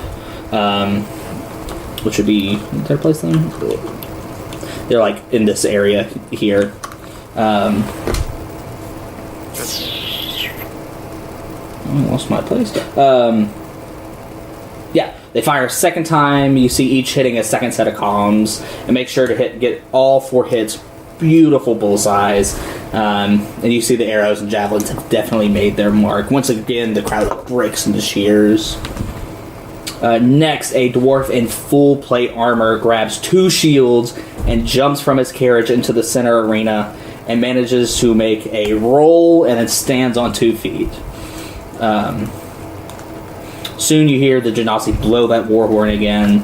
The same 2 individuals then fire towards the dwarf, but he manages to like independently block from both sides using his shields for 3 straight volleys. He just nails it and looks unharmed completely. Next, the last 2 who had not done anything grab their weapons from the chariots and hop off. One's a dark elf with a rapier, and the other is a massive Goliath with a great sword. They both begin to attack him, one with great speed and finesse, and the other with big strength. But the dwarf, at astounding speeds, is able to move his shields and pace with the attacks on either side of him. And the Genasi... and you see, in the last couple hits, the Goliath with the great sword just really bashes him, and he moves like a foot to a foot and a half every time he gets hit, as his heels try to dig into the ground. The Genasi blows the war horn once again, they stop their assault, and the crowd grows in applause. The Dark Elf then walks over to the dwarf, who lifts his shield up like a platform, and she steps on, and then the Goliath walks up to attempt to lift the dwarf. It slowly stance gets widened, his form is strong, and you see his veins bulge and his muscles twitch, but after a few seconds you see he begins to lift the dwarf who is lifting the elf up in one strong motion. He gives a great yell, straightens his arms, and the horn blows again. He kind of drops the 2, who land very easily on their feet. That elf then begins to head center stage.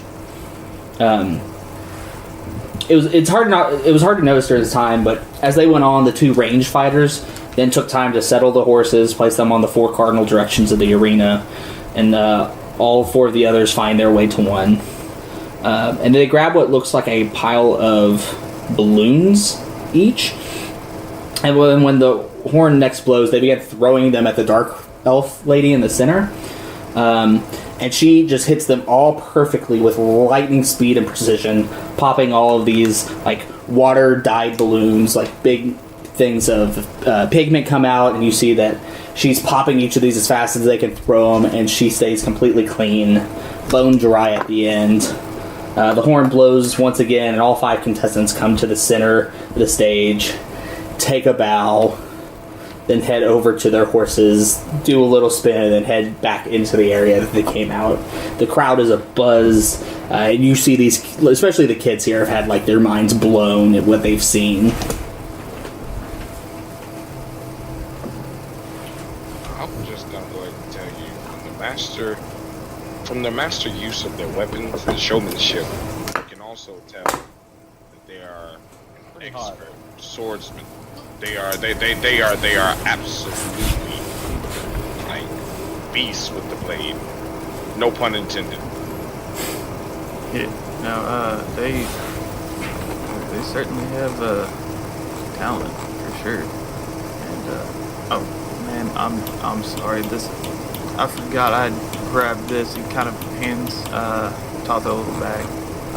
I kind of got wrapped up in everything that was going on and forgot to give it to you, so sorry it's not going to be as fresh as I wanted, but I figured you might be kicked out of somewhere, so I got you these, and the bag has a couple beignets in it.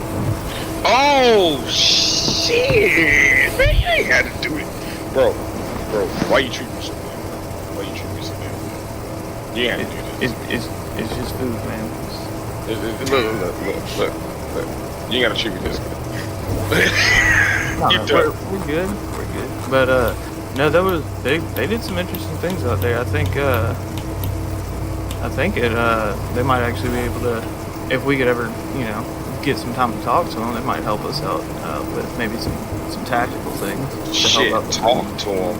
Shit, it's one of my life streams to be a part of. Shit, we talk to them. I'm trying to be with them motherfuckers, man. Like, well, I just meant like right now there's kind of a lot of people and they seem pretty. Oh yeah. Obviously, but I mean, obviously to be able to talk to them, express interest, maybe they look, if they like what they see, you know what I'm saying, and then also, what if for the showmanship, you know what I'm saying. I come out there shirtless and shit. I got the scars, you know what I'm saying. It's already good to go, baby. I'm ready to be sold out here. You know what I'm saying? Yeah. Well, Hey, yo. Hey, yo, why you making... Hey, yo! You're trying to be sold. I just noticed what I said. Wear a shirt. What are you doing? What are you doing, Step Hero in here? Alright, fucking ban Connor, you leave. But, no, I mean, you know, my dad had, was part of their group at one point, so maybe I can say, get you a little bit more. Your pops was your pops ran with them. What type of weapon do you use? You just can't drop this on me and not just expect me. Come on, man. Well, I mean, I don't know where you thought I learned how to use the bow and arrow on a farm, but I mean, like I thought it was just a pastime, you just you just pick it up along the way, I guess. But I mean, well, yeah, but we don't have too many weapons in between the farming tools. But yeah, no, yeah, my dad taught me when I was little. He said I had a knack for it, so it kind of stuck, and it was something I kept doing on my own after he had shown me things. So. Oh, well, shit, man. I mean, I've only kind of moved around with the blacksmithing thing, but I don't really know much about it. So, I mean, excuse me if I'm just a tad bit jelly for, like, multiple reasons. Not the whole dad thing, but just the whole, like, looking at it like that. But, like, what the fuck? I as a kid, always wanted to be a part of this. And it's just super fucking cool to me, man. Like, damn. Well, I'm flattered, but I mean, I haven't done anything, and my dad stopped that kind of life a long time before I came around, so I'm not very attached to these people in particular, but I mean, if I can help, right? I mean, and now that I think about it, I don't want to offend, but I mean, like, if we need to get in with these guys, I'm very sure there's an old coop somewhere out there. There's an old person that hasn't let the blade go. That obviously would probably know you now, 100%. Yeah, I mean, there's certainly a fair chance of that. And then now that I think about it, maybe someone around here has used one of my father's blades, or his tutor as well. Holy shit! If they're up in age, that they're still a part of it, so that would be kind of sick if that was kind of connected. But it's a thought. Yeah, I mean it sounds like we have multiple avenues to try. Because I mean, I know this is a group that we're gonna have to look into at some point later anyway. So it's good to kind of take note of these connections to ease our way in.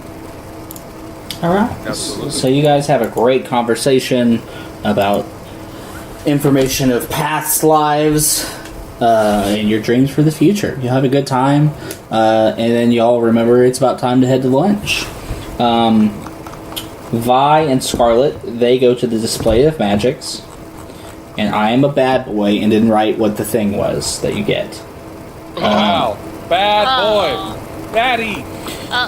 So, campaign's over. I hope you had a good time. Damn. Makes sense. Are we the baddies? I think we might be the baddies. So I will give you something next time. I don't want to spend time here. Everybody then meets at Bloom Wharf to shuck some oysters. What do we get for going to see the heroes and heroes? Just did I fuck up things? avenues? I didn't put anything here. I'll give you something next time. Shit! Look, guys, lots of shit. I got you, man. I got All right. you, man. I'm not ripping on you, bro. My immersion. Your immersion. my immersion for the mechanical thing that goes on my character sheet. Yeah.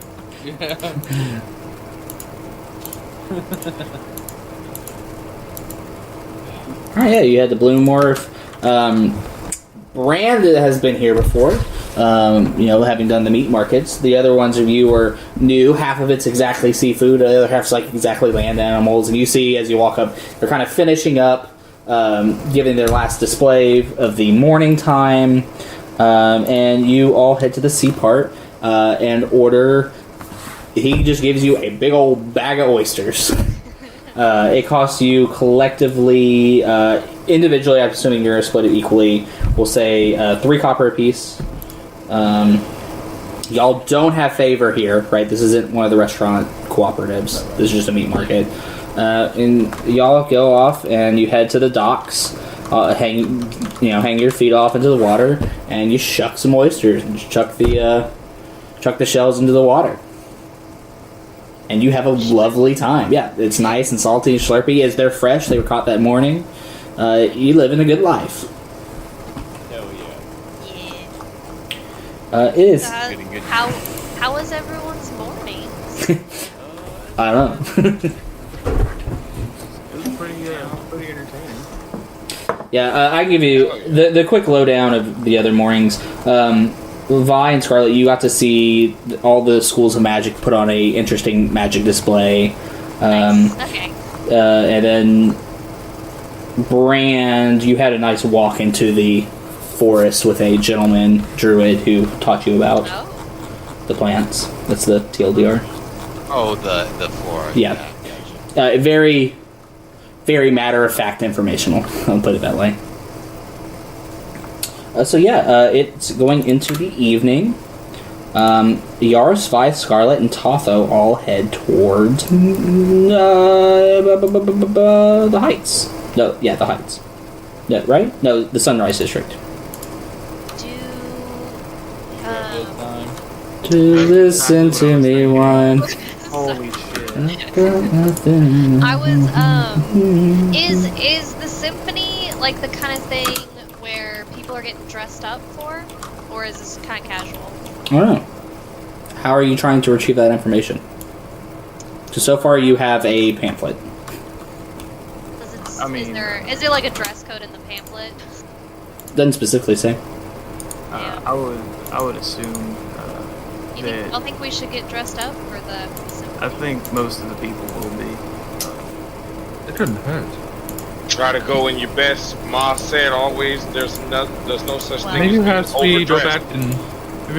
back and we switch into our uniforms. Oh yeah, our uniforms would be good. Our uniforms could be good. I was kind of thinking I could go shopping for like a cute dress or something. But we could get our uniforms would make sense. Yeah, you would be very pressed for time in order to go shopping. Yeah. We don't have that much time to actually go. And like your uniform is like, Snazzy. It's a uniform. You get the impression that you're doing a job and you got some time off. Like nobody would bat an eye. Yeah. So yeah, you go dress into your military reds. Sharp as hell. Looking nice, look clean. You head down. Hair slick back. Oh, all right. Slick back all of your long hair. It looks like you should be wearing a ponytail, but you're not. No, like the tight bun thing. Okay, You know? so you do have your hair back. Yeah, okay. Yeah. Whenever we go to leave though, like as we're walking towards it, y'all kind of notice the Yaros is like walking a little bit faster than he normally does. Y'all are trying to like keep up with him to get there. It'll still be there when we get there. Yeah, but I want to make sure and get a good seat. Oh yeah, you excited? Oh yeah, you're one of those guys. Gotta get that good seat. Hell yeah. There's nothing wrong with that. No. I didn't say that. I mean, not implying it like that, but just saying, no, it's good to see more of his character popping out. Well, I'm not necessarily very musically inclined, but I really want to be able to see the stage. Gotcha. Nice. Well, let's pick up the pace then. Yeah, so you hurry on.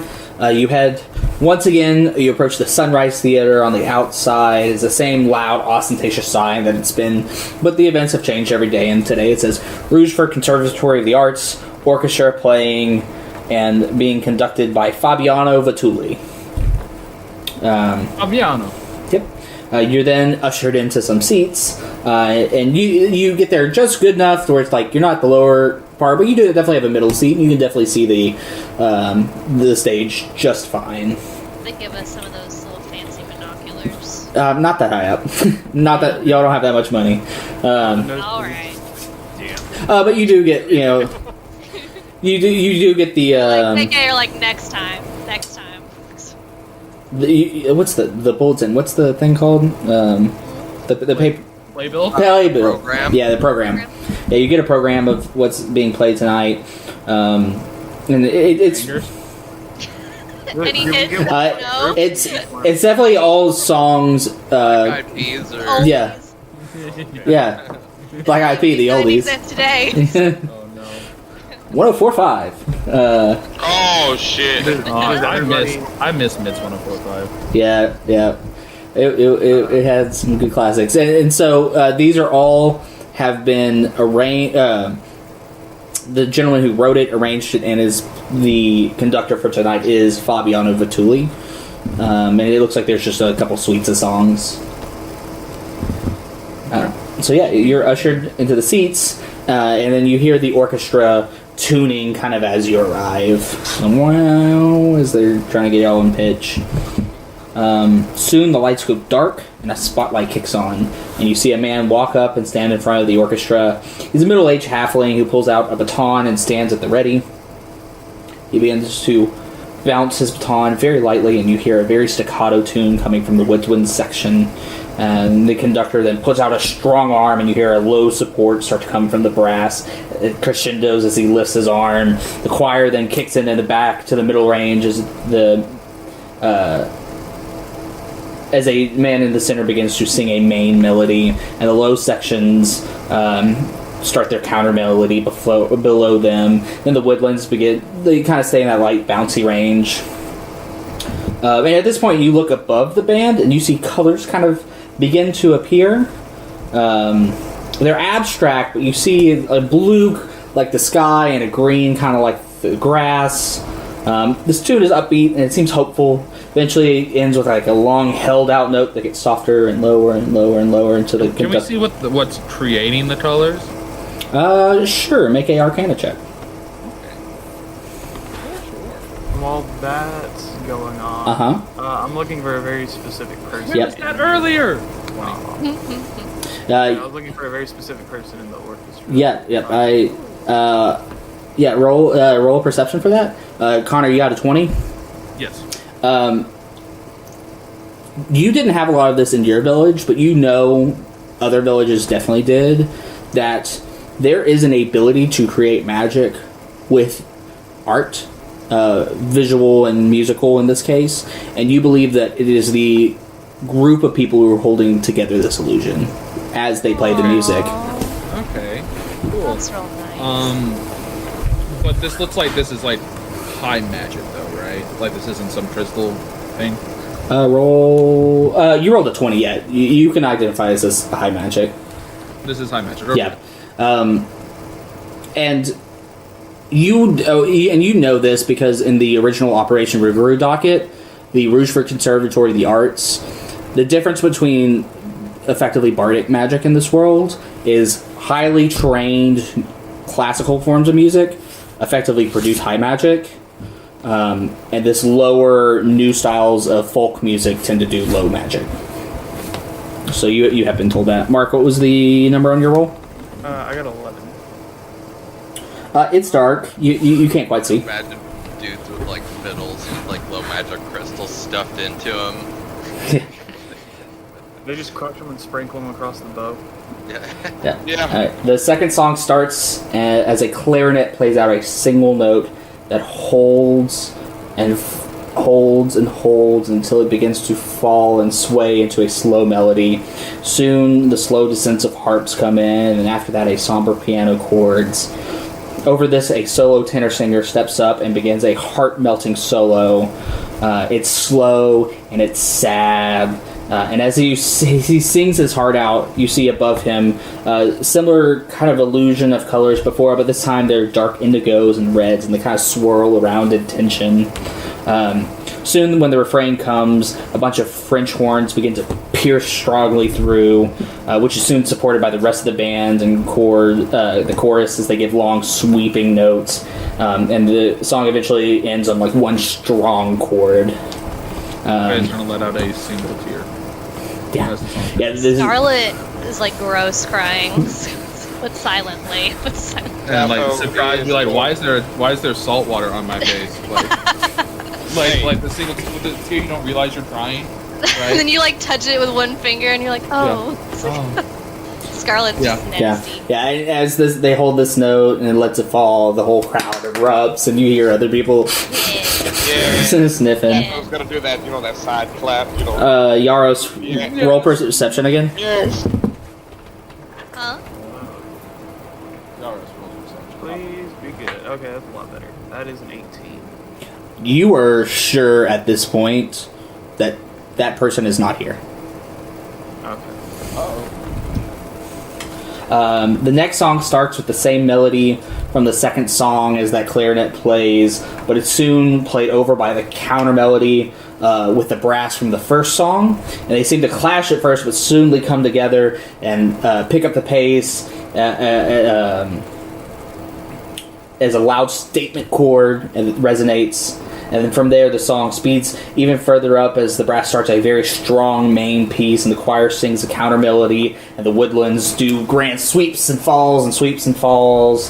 The colors above this time are white and gold, so bright that they light up the theater. Yaros, you once again get another good look, and the person's 100% not there. There's a moment where they all stop and play the beginning of the main line of the song in unison as bomb, bomb, bomb, and then the key changes up a fifth, throwing energy into the song as it quickly runs through to the end of the song where they land on a truly beautiful chord, and a bright golden hue glows over the entire audience and band. I'd like everybody to make a charisma save. Oh. Saving. Whoa. Fuck me up. Easy game, easy life. 11. Violin is snorting a line of low magic crystals off his music stand. Where's the space whale? Yaros and Scarlet, what'd you get? I got 14. I got a 16. All of you are physically able to hold together, but you are welling up. That was really that beautiful.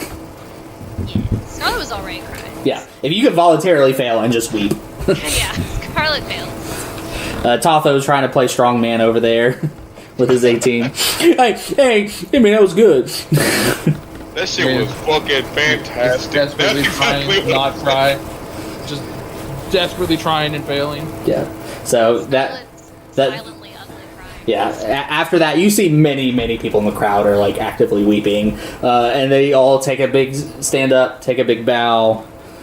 Then everybody the spotlight comes up on the conductor, who then takes his own bow, and eventually everybody begins to exit.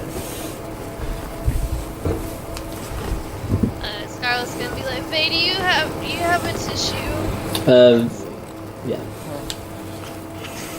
Mike. I'm gonna reach into my bag and druidcraft just like a fucking palm leaf.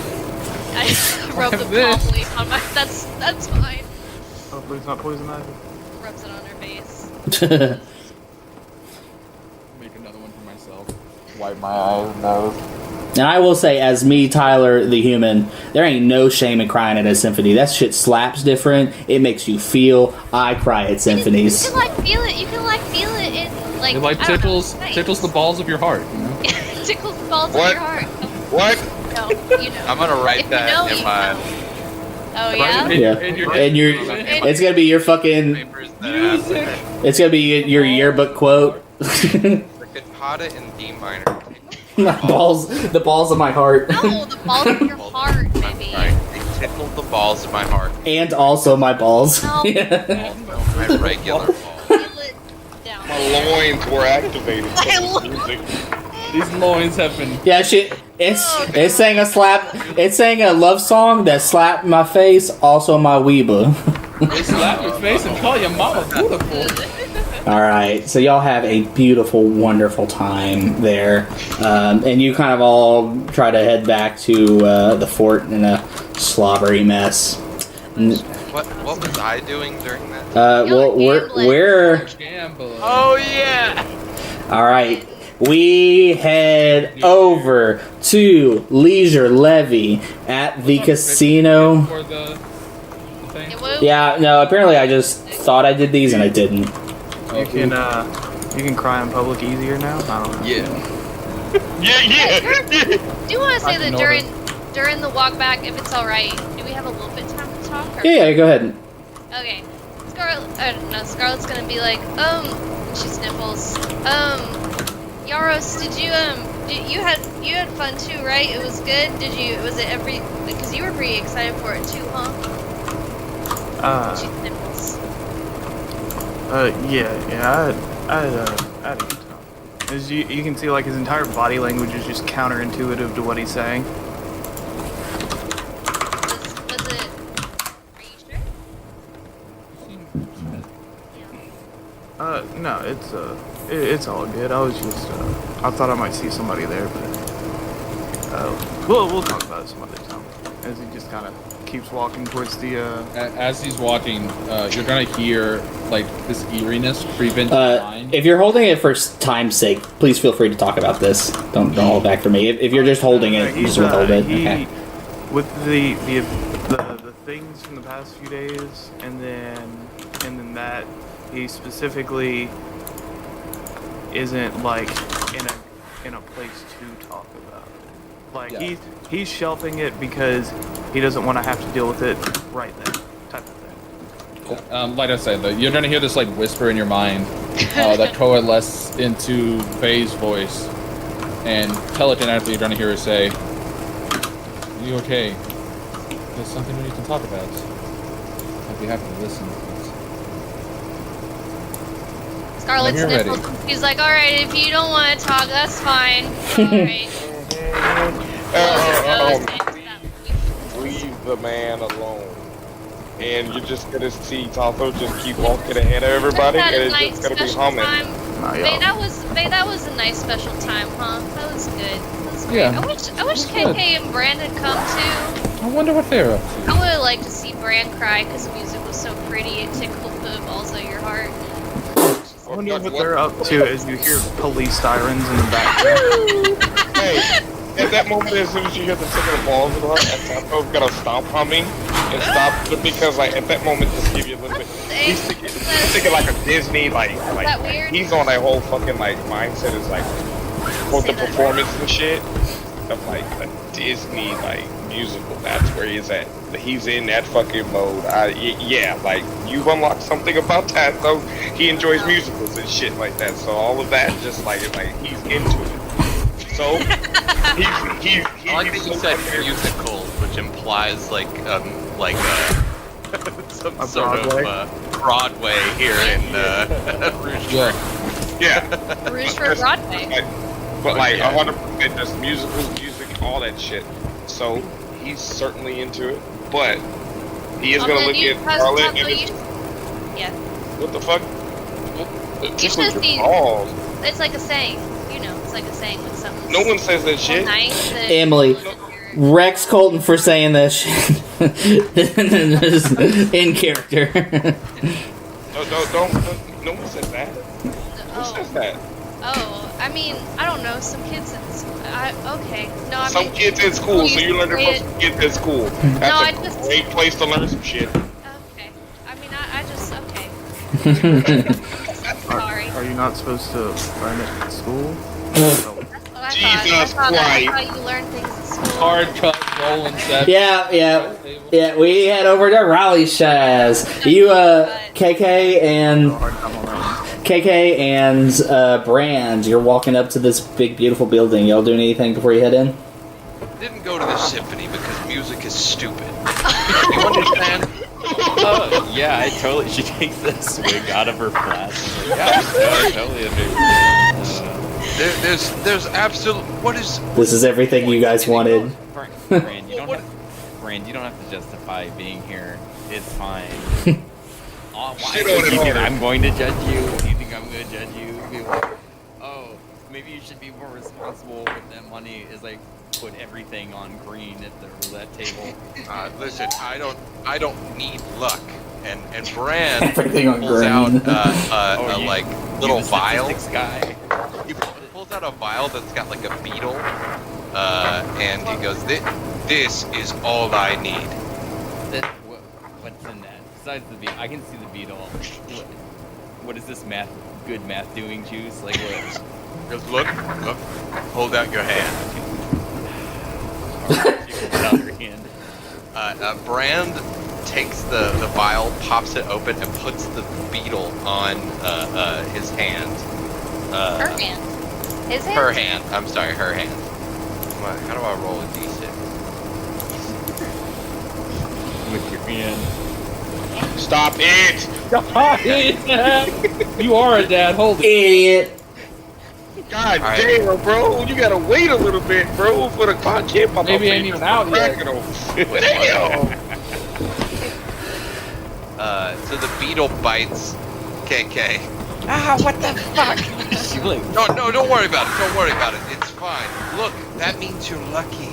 That means you bet. And on the next one. this is gonna swell. I am going to. Not poisonous. It's a soul beetle. It identifies your path, your future. Yes. I'm getting too Zelrod. It's about to say. This is, okay, listen. If this starts to swell up, I'm gonna be so pissed off. This is normally my dice shooting hand. Okay, so listen. My specialized This better be some fucking antiseptic beetle or something. Don't worry, it'll help. It'll help. It's fine. Okay. So yeah, you guys walk We in. gotta reflect. Yeah, by this time you reach the building and you see like two people lavishly dressed holding at the front door. You're like, hello, gentlemen, lady. The tables are half off tonight, so they start at 5 copper and will go up as the night progresses. You are free to play any of the games. Just make sure to be on the P's and Q's. It's rather busy here. Yep, sounds good. Thanks. So you guys, you two would know, there are 3 main games played here. There is Battle, Scram, and Roulette. They're all dice games, so we can play them actually here on the table. Battle is a your dice versus my dice. Scram is a you roll and something happens. You roll 3d6 depending on the outcome. You win or lose. And Roulette is kind of like roulette except with some dice numbers. And you know before it comes up IRL that all games are in the casino's favor slightly. They're all. I'm sorry. They're all what? In the casino's favor slightly. Oh, okay. Oh, Statistically. yeah. Wait, give me a second. I'm gonna do. Yeah, a contract. Okay, there we go. I'm back. She's like, all right, man, I gotta know what's your game. What do you mean? I just showed you my game. The beetle's not a game. The beetle better not be a fucking game, man. Okay, what? Brand you like roulette? pulls up his sleeve and the beetle is on his wrist. Is this fighting hanging on to you? It's like crawling around his hand right now. It shows your path. It shows the next thing that's going to happen. So you're divining using the beetle crawling over your arm. Divining that makes it sound like a hippie thing. Listen, these beetles, they sense your soul's path. Does this beetle do math? Does it count cards for you? It can maybe count. I don't know. Okay, beetle. What's 1 plus 1? I mean, the beetle Staring at the beetle does nothing. All right, which game are you guys which table are you heading Let's to? play roulette. Roulette. All right. Yeah, we can play all 3 as long as we don't take forever with it. All three. All right, roulette. Okay, you go up to this lady, and there's just d20s kind of about things of chips. Yeah, because we're gonna play this IRL. He goes, all right, gentlemen, have you played roulette before? Of course. I would presume that both of your characters probably actually have. Yeah. The rules are you can bet even or odd, high or low, which is 1 through 10, 11 through 20, or you could bet the exact number. The first 2 are 2 to 1 odds, the last one's 20 to 1. 1s and 11s always lose. So, yeah, place your bet. Even, odd, high, or low, or an exact number. 10 copper on evens. Alright? Even, odd, high, or low? Even, odd, or high or low, or you can bet just a number. Oh, okay. Like, I bet 14.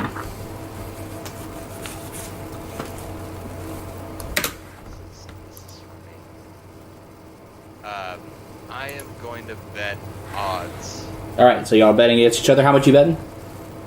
Minimum is 5 copper. I will bet a silver. All right, so y'all betting against each other. I'm going to roll the dice on the table. 1s and 11, you automatically lose, and then otherwise it's even odds. Good money, no waves, no waves. Odds. So 1s and 11s are. Casino automatically wins. You craps out. So if I bet odds, am I at a significant disadvantage with that logic? Yes. But it's worth more. Look at. But it's worth more. Yeah. Odds are worth more? Oh, Okay. I didn't write that down, but yeah, we'll say odds are like 3 to 1. That makes sense. Okay. So it's odds. Who bet odds? I bet odds. So you have 15 copper. No, you bet a silver, right? I bet a silver. Y'all both bet a silver. Yeah, so you get some 3 silver, and then KK loses the silver. Technically, I get 2 silver. Yep. Yes, correct. All right, you want 10 more. Same one. So this is the plan. evens? Okay. Yeah. I will bet 2 silver on evens. Okay. Here we go. This is bullshit. All right. You both lose. Would you like to continue playing this game, or you want to try another one? Come on, Beetle. What are you doing over here? Okay, 20 on even. Okay. 20 copper. 20 copper. Yeah, he's betting copper. I'll bet 1 copper again. Minimum's 5 copper. I'm sorry, 1 silver is right. Okay. I didn't keep track of that, but I'm sure y'all will be honest. I mean, I'm at 0 right now. Oh, auto lose. Oh yeah, you also won from the thing. That doesn't count. Y'all want to try Scram? Yeah, sure. Yeah, Cool. it's like, this game is fucking whack. All right. Come on, man. Go play Scram. The way this one works. If somebody's cheating, otherwise the beetle would have worked, so that doesn't make any sense. No mechanical talks here. Cheating. Yeah. All right. Everybody's cheating. The way this works, Scram works, is 3d6, 6, 7s, and 8s. You win. Everything else, the casino wins. Oh, On 3d6? That's I'm awful. sorry, what? That's awful. Say that again? No, it comes out to be like 49%. Like it's it's almost even. Where if you did a 6, 7, or an Say 8. 11. Say 11. I'm sorry, 2d6. It's 2d6, 6, 7, or 8. I'm sorry. Like 10.5 is the average. No, yeah. It's 2d. No, it's. No, sorry. I misread. It's 2d6, 6, 7, or 8. You win. Everything else, the casino wins. Okay. It comes out to be like close to 50, but in the casino's favor. That's I'm okay with that. I'm just like, this is just. Right. This is awful. This is Yeah. everything I wanted. It sucks. Right. House always wins. KK's Buttercup. just like, okay, all right, Rand, you have to stop me. I'm limiting myself to 1 goal. I'm already down 40. Okay, so I can't. That's how you know this is not going to end well. When you- Your other You're trying to limit you. to be like, who is clearly inebriated. Yeah. Yeah, You Brand gotta watch shoots, Talking to Brand- beetles. Brand shoots back his whiskey, and he's like, "Don't worry, I got you." All right. Also takes a shot. So this one's just a bet against you in the casino. So you both win or you both lose. So how much you betting? 10 copper. All right. I'll bet. I'd like to bet 5 silver, Holy shit! All right. and then I would like to go like, "You better not be. You better. I'm gonna be watching your hands there, Buster." Just money bags over here. You see a bouncer quickly take note of you. Yeah. Like bucks up, walks up behind the shooter, sort of thing. Yeah. Yep. All right, here we go. Damn, y'all. Okay. Brand's beetle is broken. Brand is. 10 more.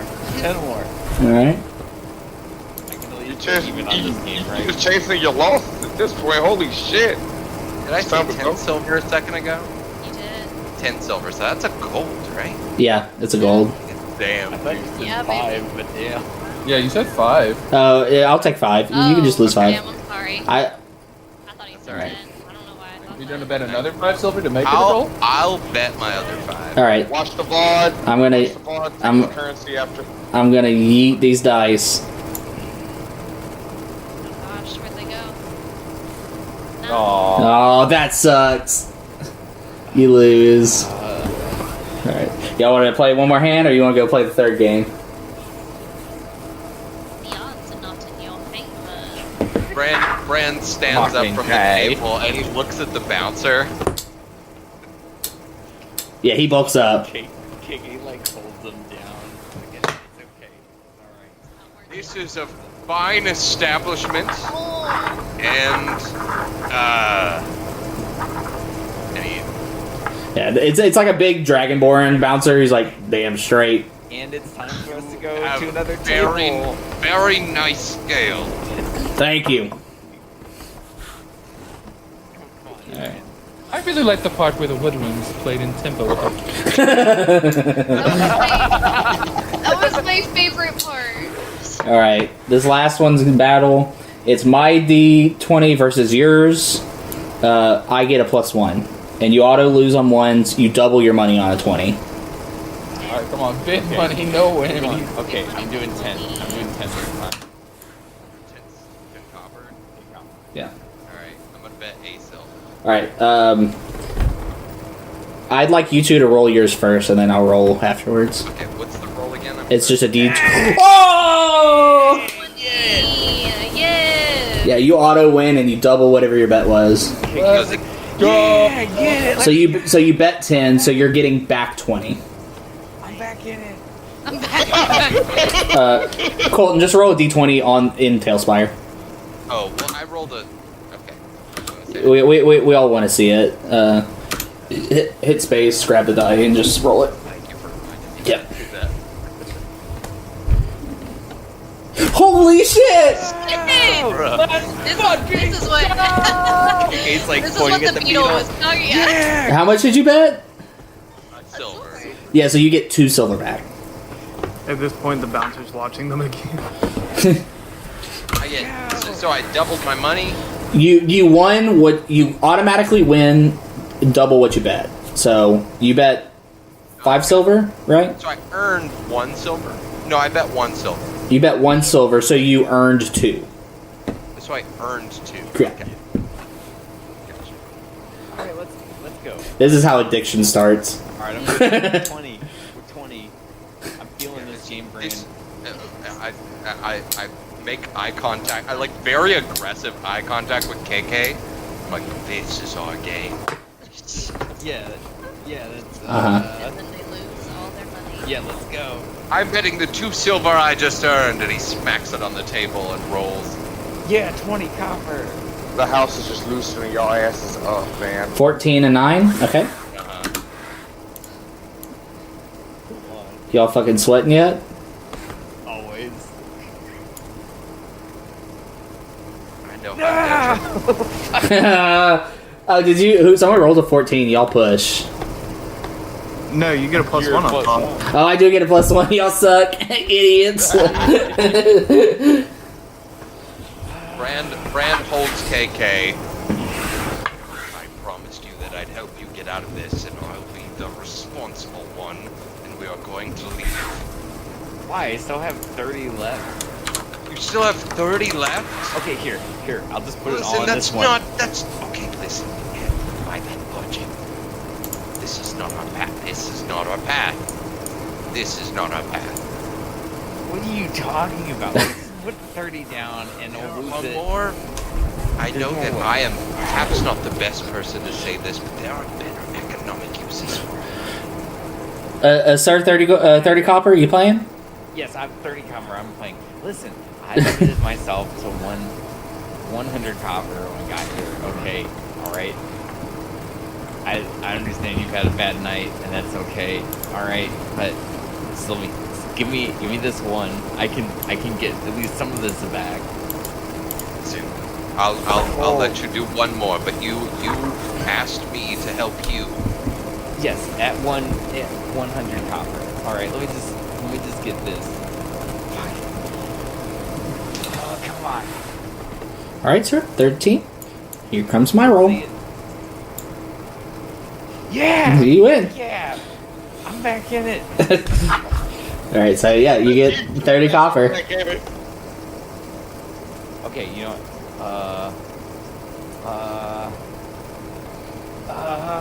20. And if I win this 2 turns in range, look, if I win this, then we go. If I win this, we go. What a fucking statement.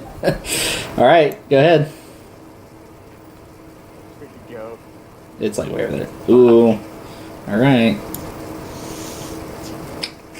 That ain't it, Chief.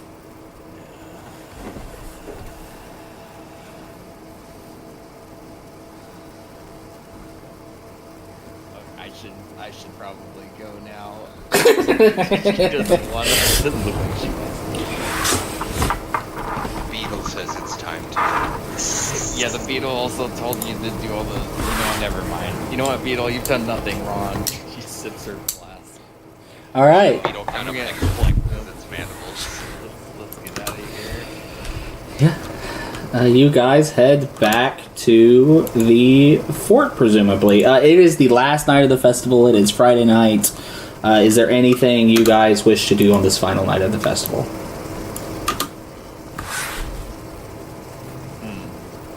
I mean, it's our last night to party, right? Yeah. There's surely like a fireworks show or some shit, right? Oh, Hey yeah, Scarlet, that's you wanna go drink? She's like- she's obviously like already been gross. drinking. Scarlett's like gross from crying, but she's like, yeah, okay, just let me wash my face. I'll rally. Yeah. Is I'm everything gonna post this in Beer General. Is everything okay? Oh, you're asking Scarlett? Yeah. She's like, yeah, it was just, the symphony was just real beautiful and real nice, and there was like magic, like music magic, and it was just real nice. Oh, nice. She's like talking from behind the door of the bathroom or something. I got bitten by a beetle and I lost 60 copper at the dice tables. Ooh. 6 silver. Ooh. That's money. Yeah, not great. Well, You crit that one time. win it all? Well, yeah, Anything cool happen? yeah, me and Brand got doubled up at battle. Oh. Yeah, so that was. I don't know what that means at all. Oh, we can go play sometime. Yeah, the casino's just, y'all can go to the casino wherever the fuck you want. Yeah, Scarlett just doesn't know any of the games, so I couldn't imagine. No, she absolutely wouldn't know. No. Anything about gambling. You'll ask Bran, what's the beetle thing? I don't want to talk about it. You don't want to talk about it? KK, what's with the beetle thing? The beetle helps him place his bets. I'm very angry at Timothy right now. Timothy! Name the beetle. I want to see him. Is he like a pet? Show me to. I'm Bran She's still like pulls crying. Show me. Bran pulls out the small. No, beetle. she's now been diverted. It's been long enough. I actually looked up the kind of beetle. Is it a Timothy beetle? You said it had like big mandibles. Is it like a Like a dung beetle? like a dung beetle? Yeah. Hercules? It's a dung beetle, and now KK has dysentery. Scarab. Oh, a scarab's cute. Oh, it's an eastern-eyed clickbee. I looked up some more. Oh, that's. Is that like the? Oh, that's a cool looking bug. Looks like it has like eyes on the back to intimidate predators. Nice. Alright, so I would like you guys to tell me in the grandest sense of things, what y'all up to tonight? I think KK and Scarlett are gonna go drink if anyone wants to join. They're definitely gonna ask y'all to join. Or Scarlett will. So here's what I think my crazy like New Orleans plan is. Uh-huh. Is to get drunk and then go to the swamp and Wanna get like white girl? Check your trap. and check my traps, but like at an entirely too late of an hour, like Yes. to be out of the swamp. Yeah. Alright. excited. I So like that excited. plan. All right. Scarlett says, Fran, we're gonna get white girl wasted. Together. White girl wasted. Yeah, white girl wasted. What does that mean? I'm not white. You just get Well- really drunk. It's You just get really drunk. It's the epitome of drunkenness. It's not really well, I don't know. Let's get wasted. Let's get regular wasted. I will say this, that as a person who has been to, New Orleans, just gonna go ahead and say, if you actually do this shit, I will hate you. Go fucking eat and don't go party. I will fucking hate you. Now, I can eat. That's no fun. Why would you hate me? Bro, do you know how much good food is in New Orleans? And you just wanna, no, I'm Yeah, but we speaking can out of eat. character. I'm speaking as myself Oh. right Oh, now. okay. Alright, I'm speaking okay. as myself right now. If you go to fucking New Orleans and you just go get white girl But we fucking live- wasted, we leave live- my ass the fuck home. Yeah, y'all live there. We can eat anytime. Okay then. So look, so that's why I'm We just right cool now. eating things. All right. So them three are going to get white girl wasted. What is the other three of y'all doing? I think I would actually go with them, Okay. so therefore I can experience, therefore I can hold this opinion that I already have IRL. All right. Vey, what you up to? Well, Sotho, do you plan to go out as well? I plan to see what nightlife has Or to offer. Sotho, sorry, I meant you already said that you were doing that. Yes. Yaros, I meant to say Yaros. I'm sorry. No, I think I'm just gonna stay. All right. Y'all go. It's the biggest party of the year. You guys should come with us. Come on. It would be fun. No, I hear it's fun to get maybe drunk. Scarlett puts her finger. Maybe you don't gotta get drunk with us. I understand that, but maybe you'll see the person that you were looking for. You said you were looking for somebody, and everyone's partying. Unless they're not that kind of person, I don't know anything about who you're looking for. But you should come with us anyway and have fun. I also told you to leave the man alone about it too. Yeah, I mean. No, they're fine, man. They're just trying to be nice. No, I'll go and hang out with y'all for a little while. All right. I'm not gonna promise. Yeah. All of us are going. So me, the DM, to the players. I think we all want to roleplay this out, but it means that we're going to be out a little bit later and probably have a shorter tavern therapy. Is everybody cool with that? Playing a little bit later today?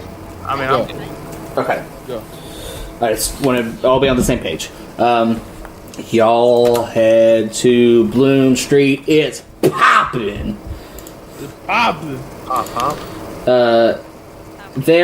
Y'all walk up and it is the nastiest night of the year. It's the last day of the Red Bloom Festival. What on earth are those two doing over there?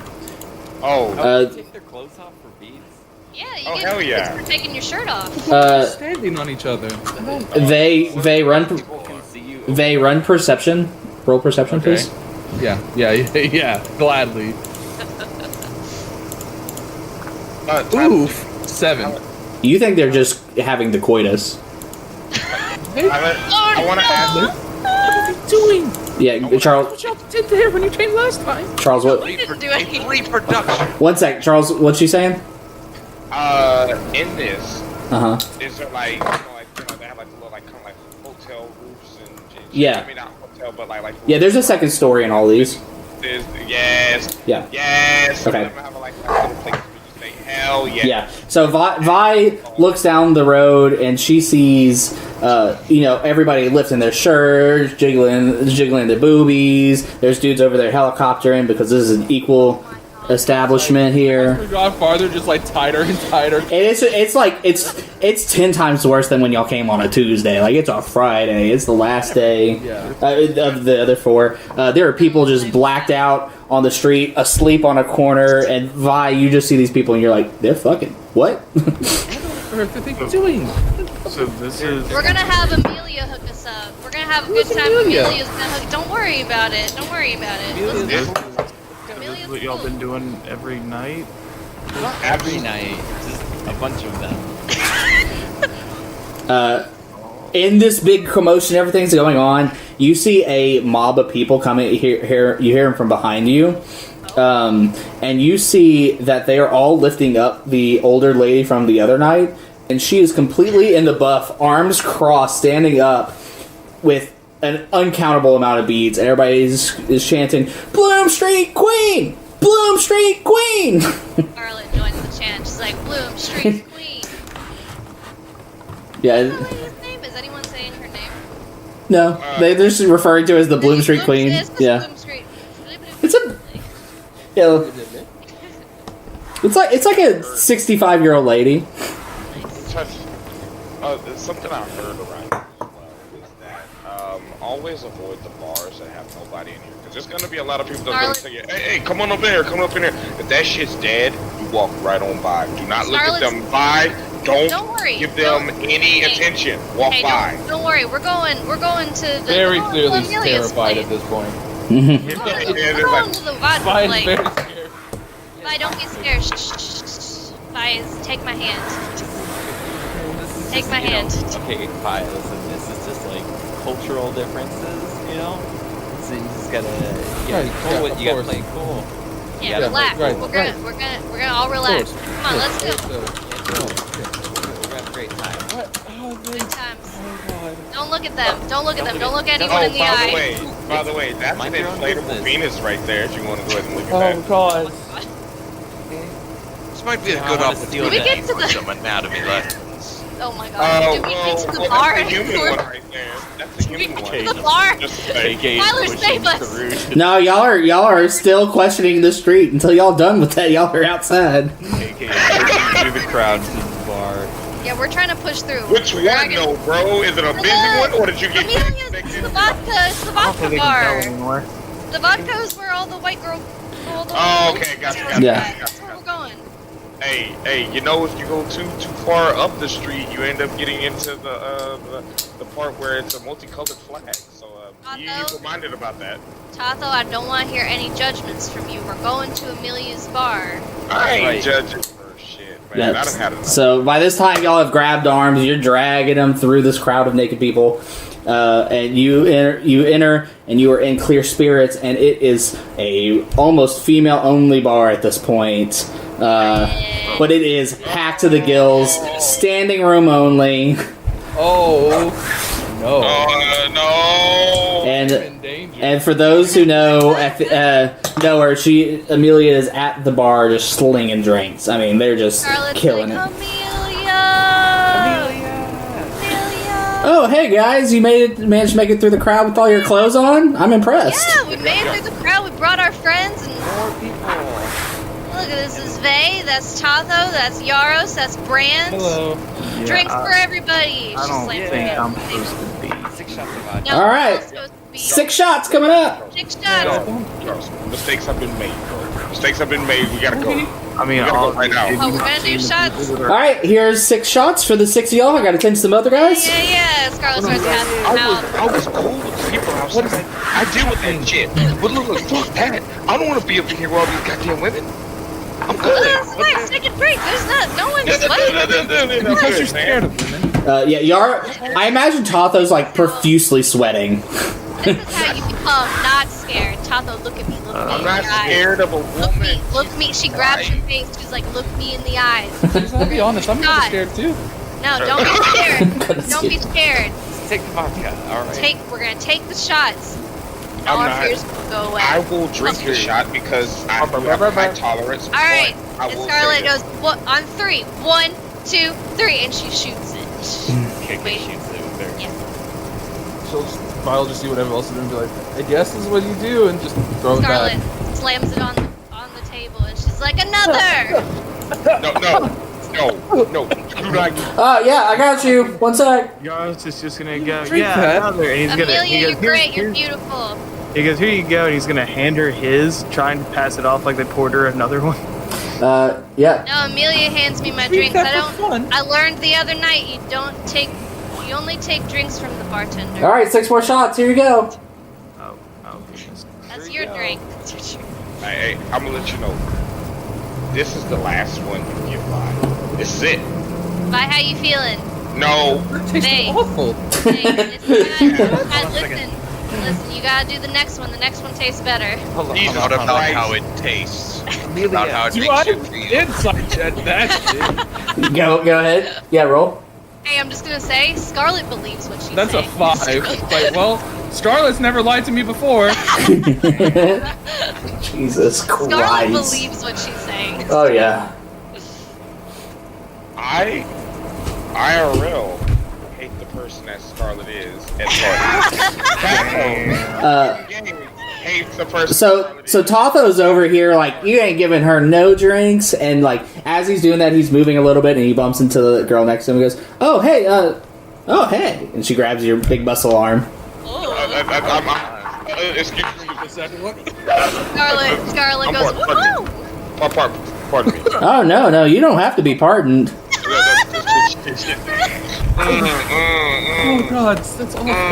KK goes up to Why'd her. you It's say like, it would be better? here, you can take this shot. What am I doing? Alright, he's gonna turn to Amelia. He's gonna be like, Amelia, my love, I need something sweet for the lady.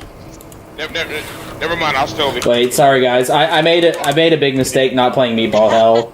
I'm pulling it up now. Yeah. This. I thought you said it would taste better. What did you lie? Alright, this one will actually taste good. Will you? I'll look at the girl. Will you give me better conversation than those idiots over there? Oh my. To the lady that bumped into you. Yes. Okay. I'm just cringing at this point because I am actively. Oh my god. Yeah. So. KK is going to cup her hands, and she's going to shout to the girl next to Tato, ask him about his scars.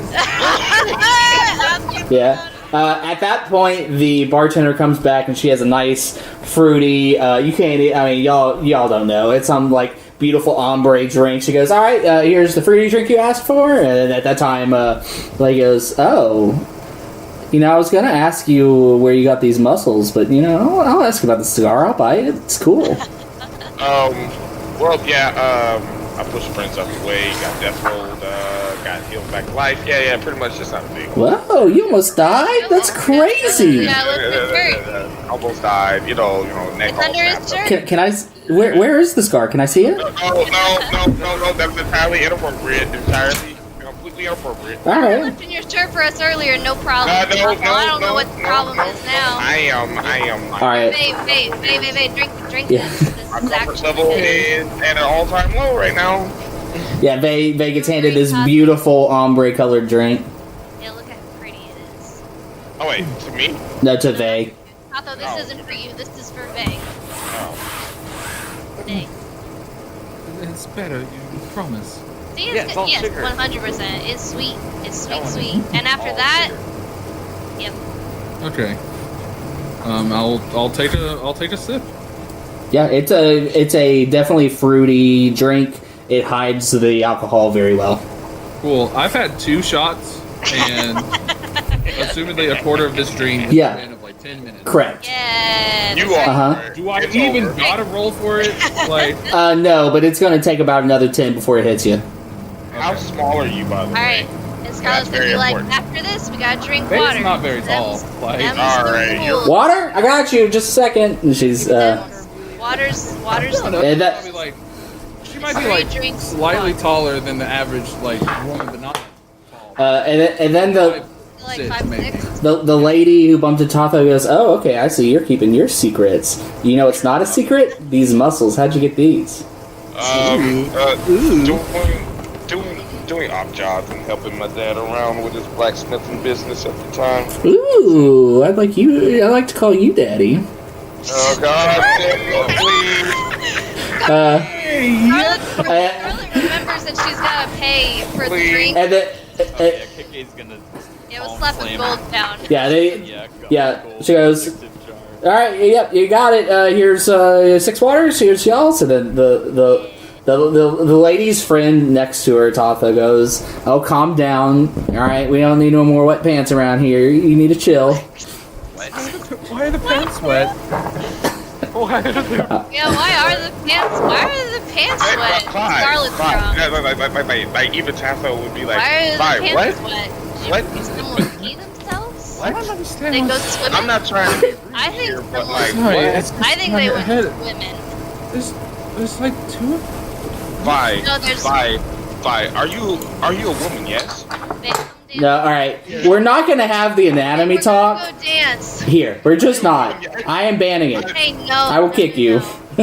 Hey, Scarlet, You can joke all around it, but we're not saying it. You're not doing this. She doesn't Scarlet know the grabs- colloquial is. Yeah, no, I know. I'm telling Charles he's about to go on an anatomy lesson, and I'm telling him no.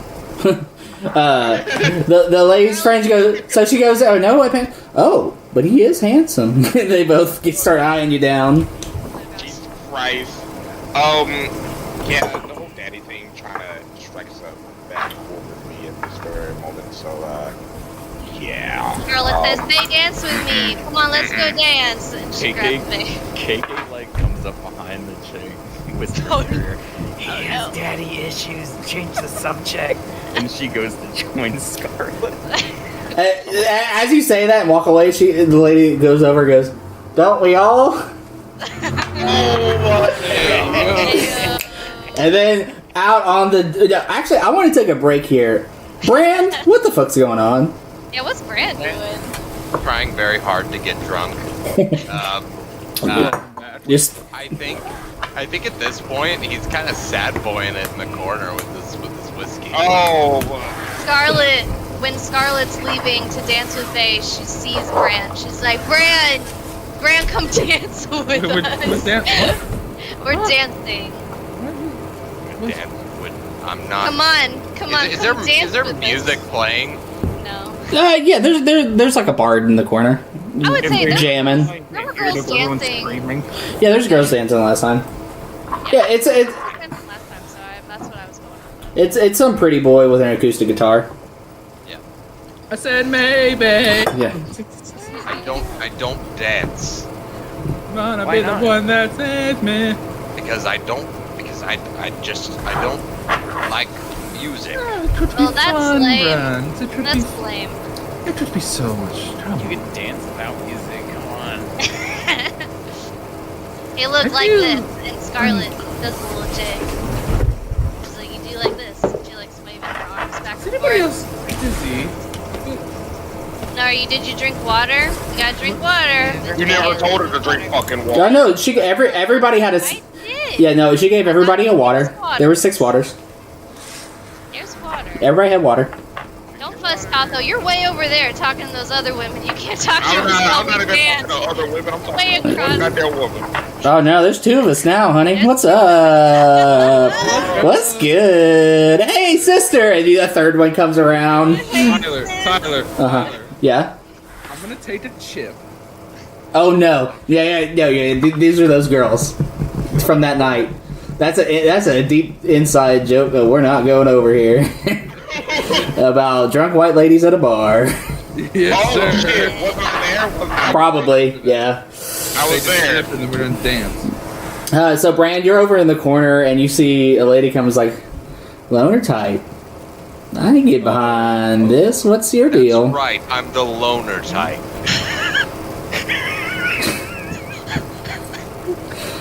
Yeah. Yeah. Uh-huh. These chicks are hitting it out the park with the wrong fucking lines. Holy Yeah. shit! You're into that? You're into the loner type? Yeah, My they're wife died from the crying.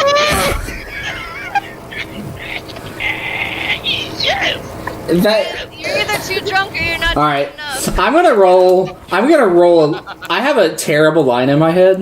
I'm gonna roll a d20. Alright. Pure luck check. You should say it. Just say it. Oh, 11 or higher, she's gonna say it. Just say it. Come on. If I had guidance, No. just say it. Just say it. don't be a coward. Please. Come on. All right. It's terrible. She's gonna go like, oh, no goaltender then? No, what? Sorry.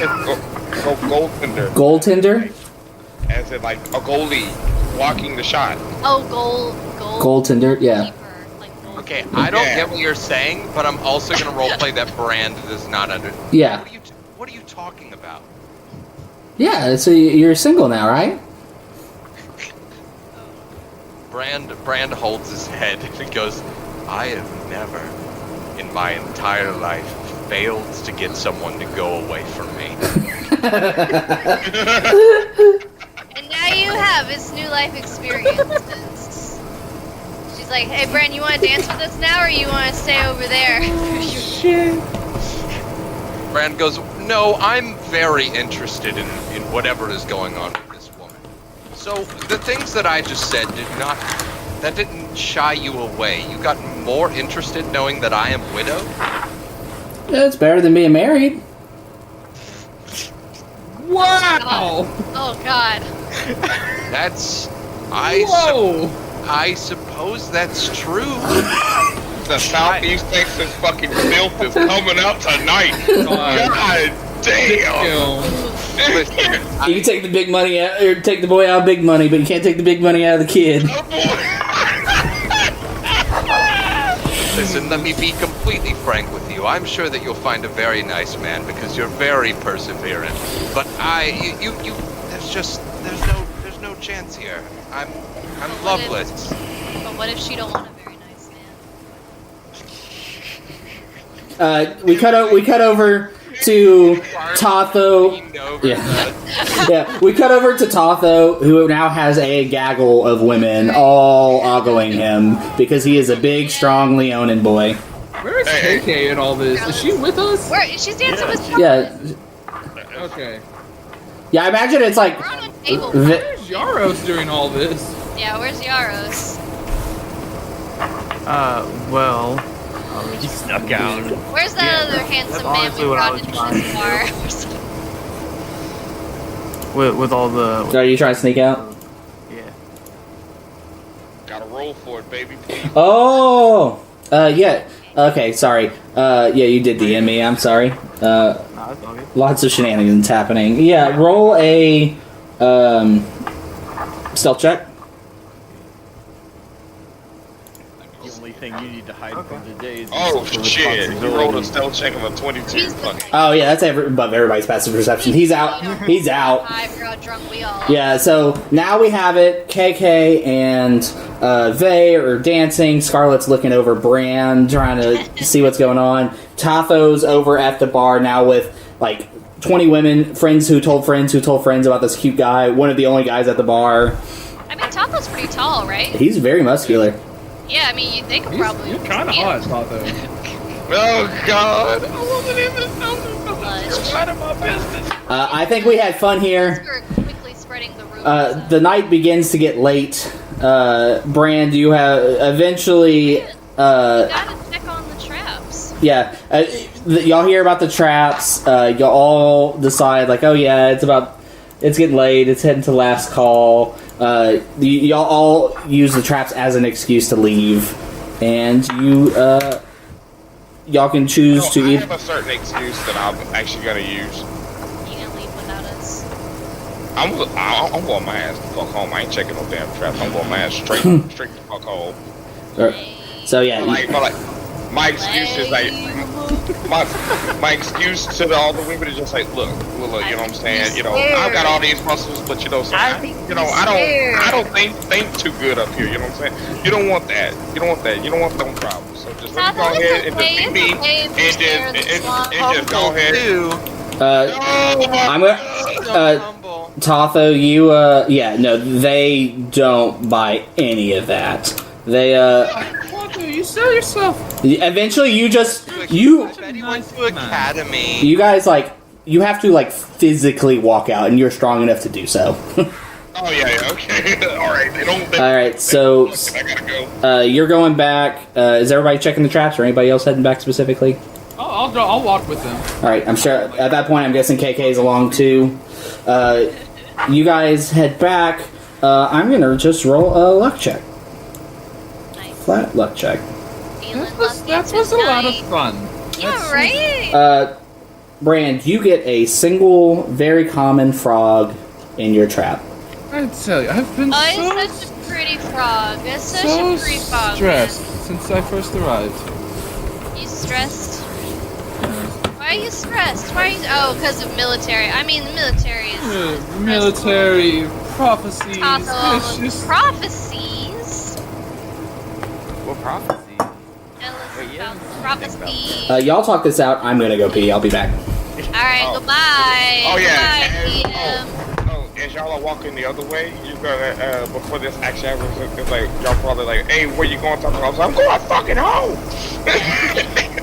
I'm going fucking home. Alright. Party over. Prophecies and myths and No. legends and all of that. That sounds important. That sounds Why are you in it? Hey, you're so mystical. Don't. Start crying. Wait, no! Why are you crying? Why are you crying? You know, I just came back to this, but honestly, it makes sense. I can follow the through line. No, there's a problem, and there was a warning sent to me, and I don't get it. Hey, look at me. Wait, look at me. Look at my eyes. Look at my eyes. You're gonna fix this problem, man. Yeah. Oh my god. You're so pretty. You're so pretty. You're so and pretty. strong. Like you're gonna make it. You're gonna make it, Vix. If you don't make it, I can't make it. And then Scarlet starts crying. And Okay. I don't know what happened. You don't make it. All right, I'm ending it here. We gotta go to the next scene, guys. Fran stands Fran, up that's with such his a pretty frog. This is such Yes, a he's pretty frog. such a pretty frog. Both of you sit down and listen to me. Sniffle. Vay, tell me about your dream. It's not like a real dream. It's like it's like a warning, a vision of a former life. Yes. What is it a vision of?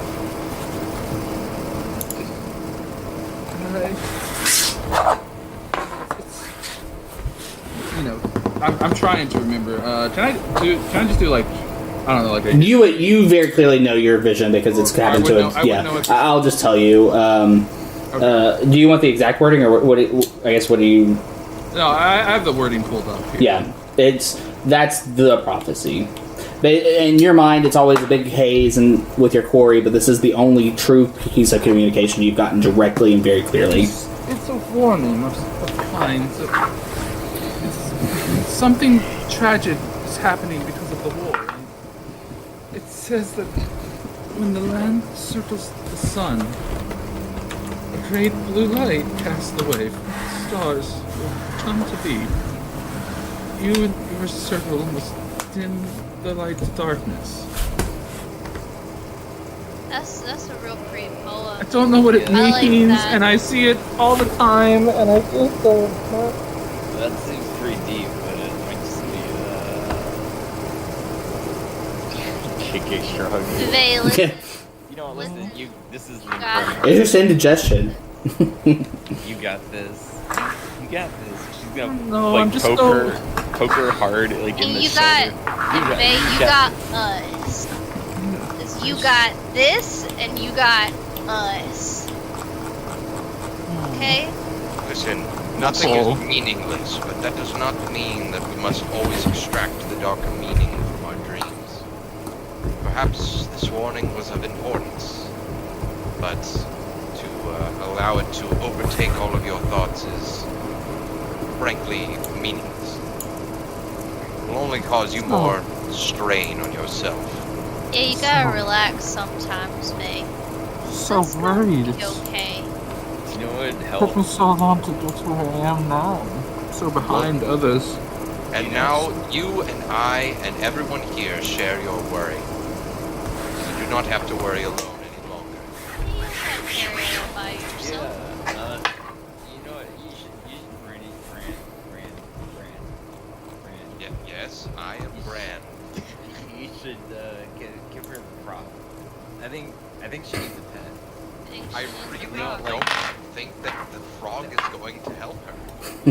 You know what? That's not. It's a for me to pretty decide, frog. though. Also, I want to point out that before Bran walked over to you, he was like admiring his new soap. About his new Because he frog. also thinks it's a I pretty don't need. frog. I don't need a frog. That's Why? the thing. You're like a druid. Druids love frogs. You want to touch my frog? I'm not.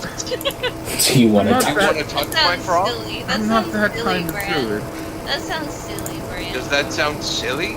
You touch my frog. Hey, you want to touch my frog? That sounds silly. Hey, girl, you want to touch my... Hey, girl, you want to touch my frog? That's silly. Brand, you're silly. I am not silly. Oh, there's a little room in the mouse mansion for the frog. On like. Oh yeah, on the you could fit so many animals. My new laboratory. That is not. Oh, that's fun. That's fun. Yes. You're right. Relax. Let's go back to it. Yeah, we can't worry about all our problems all the time. You know. Yeah. Get it figured out. Sometimes you just gotta aggressively put all the problems away in the back of the dark recesses of your mind and just not ever think about them. Is that what you do? Atta fucking Find girl. What? What? Girls, that's the way to deal with depression. What? I'm not there, but holy shit. Well, your thing sounds important, Vay, so maybe don't do exactly that, but like, give yourself a break sometimes. Yeah, like Brand said. That's basically what Brand said, I think. Brand, is that what you said?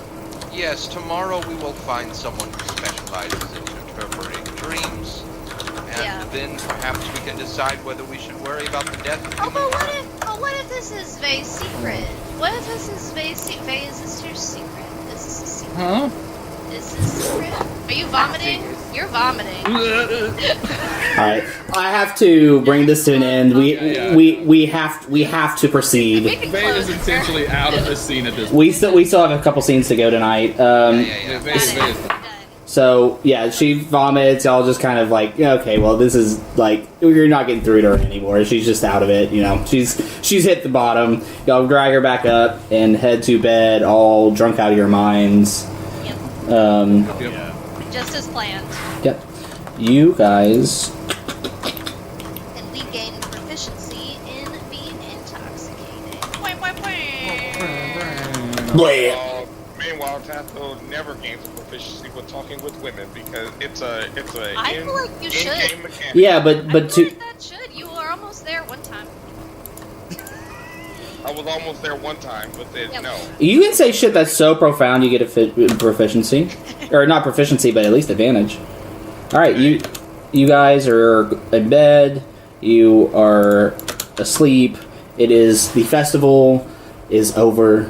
You think back to all the great times and grand times you had, all of the people you've met, all the skills you've gained, and quite frankly, you've kind of came together as a team in a bit of a way. A lot of you have had one-on-one time, two-on-two times, group times, talked to each other after hours in ways that you hadn't before. You know, before it was kind of a job, but you've really, y'all had a good time. Even like the saltiest of people, there's moments of light that shine through. And you all drunkenly go asleep. It is the morning. The day is Saturday, March 27th in the year of Paylor 765. And you are awoken by what sounds like a cannon. Gong, gong, gong, gong! I thought it would be over. This is not over. And you, for the people who are not totally hungover, you realize it's not the cannons. There's someone knocking at the door, just very loudly. Oh, damn. Yaros will get up and make his way over to the door. You open it up, and it is General John Harper of the Frontiersmen. Oh, that's big, right? Scarlet stands up. Just like, whoa. Yeah. The general who scolded us. This is the guy who scolded us, right? No. Just to go through, the guy at the very top of the whole military is Joseph Kavanaugh, and then you have the Army, which is T.J. Beauregard, the guy who scalded you, Fleet Admiral Camilla de Leon, who's the Navy, and this is John Harper, who's over the Frontiersmen. Okay. Yes, very important person. Very close, sir. Some of us had late nights. Good morning. I am pulling the resources of S.Q.U.A.D to help with the returning of City back after the Red Bloom Festival this weekend. Today you have been acquisitioned to guarding the railroads for the safe return of visitors, And the courier's letters. Please report to the East Glade train station at Bloom Wharf at 1,000 hours. Sure, yeah, sure. He gives you a short little wave and walks away. Alright. Closes Let's the get door. dressed. Yeah. What? What's the way you said that? What?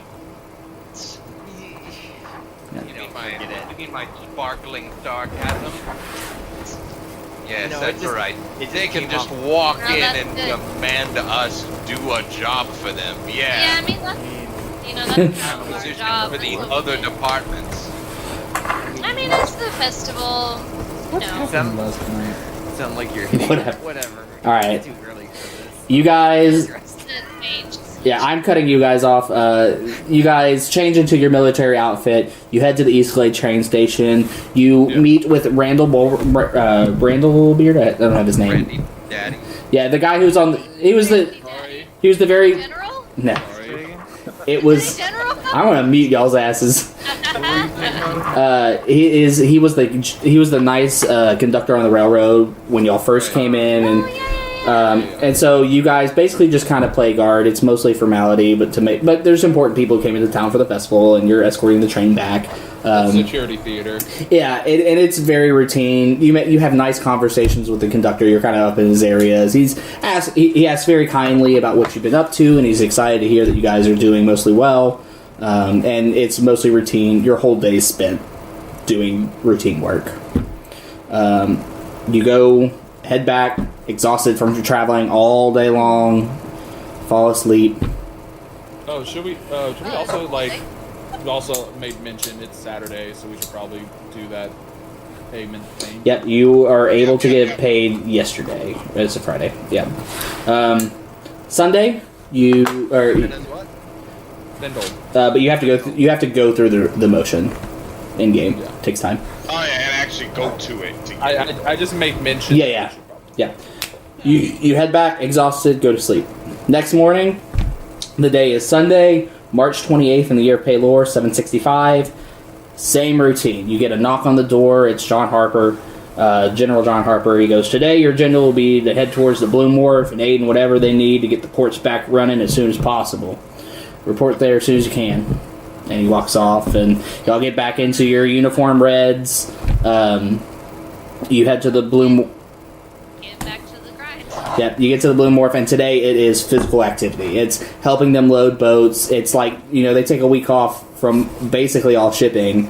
And it's like getting them back, masting the sails. It's just a lot of routine labor. And you guys come back. It's early enough because you haven't traveled that you are able to go talk to Miss Dolores Farlight downstairs, go through the tedious process of getting paid, getting your checks, and you catch the banks. They're closed on Sundays. So you're gonna. It goes Sundays, so Yep. you gotta get it on Monday. We have it ready. You have the check, yeah, and it's a quick process. You guys go back to bed, physically exhausted. You go to sleep. Snooze. I need to. I'm gonna read a little bit of that. The dragon attacks and everything is dead.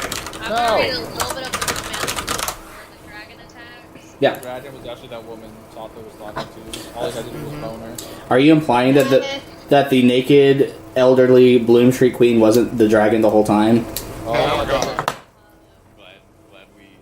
I'd run her through right fucking now. You guys. Damn.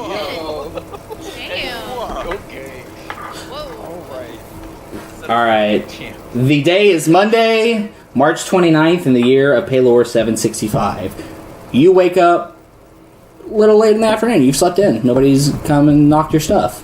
Your priorities today, you want to cash a check, but the big thing is that you were told by the restaurant collective to go meet the alcohol brotherhood today. Yeah. That is your goal. So I will say, formality, you go to the bank, you cash your check, everybody gets 10 gold.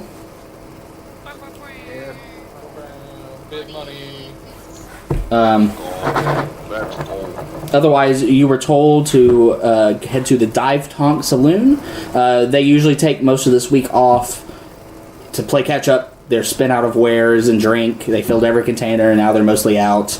And quite frankly, they're tired. So I'm going to presume, unless anybody says otherwise, that y'all are going to head to the Divetonk Saloon where you were informed.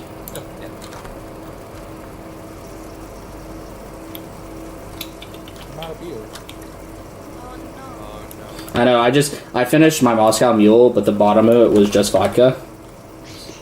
So I was a lot like the characters in Spirit. What happened Friday night? Fucking Vi, I don't know. Oh. Hey, well, after the bar, why am I talking like this? After the bar, we went and got a frog. Brandon, what'd you do with that frog? Yeah, Scarlet's a little hazy too. There was a frog. I think Brand's got like some very basic, like home-built terrarium setup. And when I say very basic, I mean like It's probably something you could just quickly. It's just the basket that you trapped him in with like rocks and grass. Okay. All right, yeah, the underwater basket. Yeah, here you're finally seeing its purpose because it's watertight. You can like keep a little piece of. You can have water in it for a pool. Yeah, pool of water so it doesn't dry out. All right, you guys take your tip from the Westfront Collective and head towards the Divetonk Saloon on Bloom Street. Brand, you're the person who has been specifically here before. When you get to the building, there's a plain sign on the door that says "Closed for the day. Will return soon." Brand mansplains like how you're supposed to behave here since he's like Jeez. Are you talking to me in a condescending tone? It's not condescending. I'm just saying, just don't be weird. Excellent mansplaining, by the way. Oh yeah, that's so good.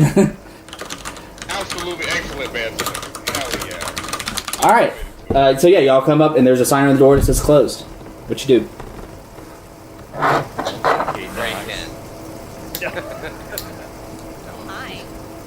Immediate 0 to 100. Yeah, you knock and they go, "Hey, we're closed." Oh, sorry. I was just trying to get some booze for a bonfire party tonight. Do you walk in? She kind of doesn't like quite walk in, but like holds the door Yeah. open. It's like the threatening. Like I will put my foot in the door. Yeah. And they go. You hear the bartender, the guy behind the bar, go, "Hey, can't you read? We're closed, damn terrorists." I think that we were told to be here. By who?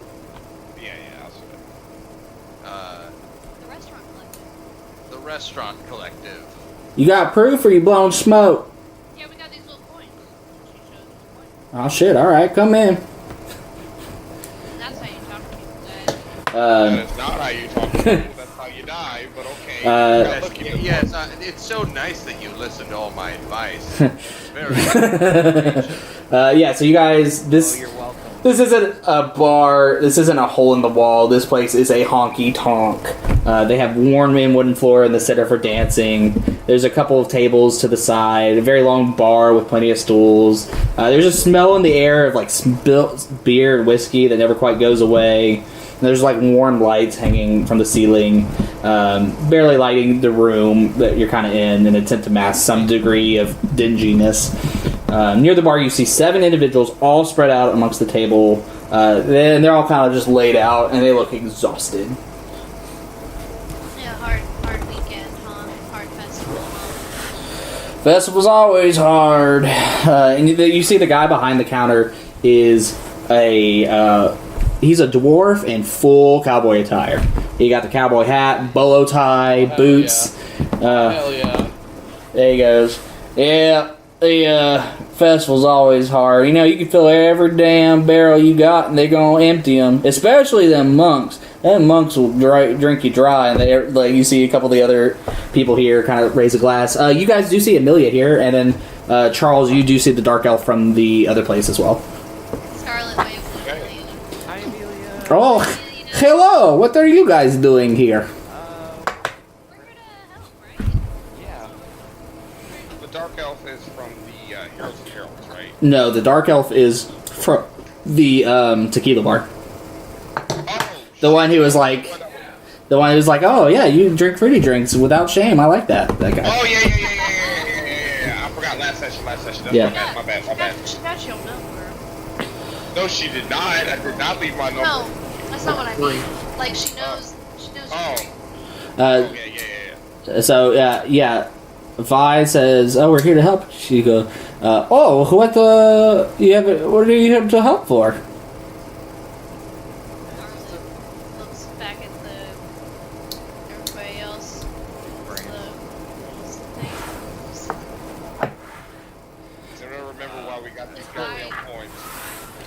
It was favored to go talk to the guys, and then you're here to help so you can interview and like get on their good side. Well, it's just kind of that help clean up and We got a little bit we all get sorted. Yeah, I mean we're not quite as If tired you need as some y'all. muscle moving things around or getting it's things really done. it's really anything you might need from us. We actually kind of wanted to like interview you guys about a couple of things, and we certainly don't want to ask for a favor without giving a favor.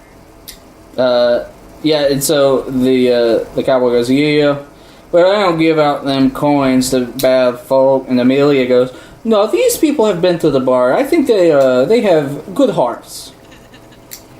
Bad tasting pizza. Pineapple ham pizza is the best pizza."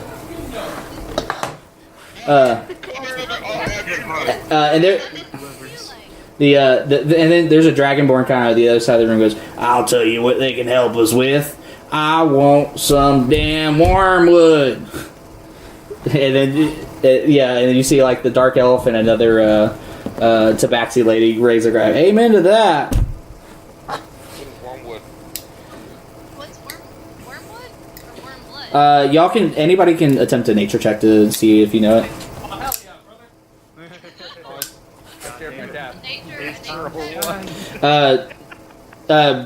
Brand, do you roll with proficiency? I got 10. Okay, that's 16. Okay. I don't. Oh, use your proficiency? Yeah. Okay, or your I don't know how. the first use of inspiration of the campaign. Nice. Who here got over 15? I did. I got 22. Holy shit. I did also.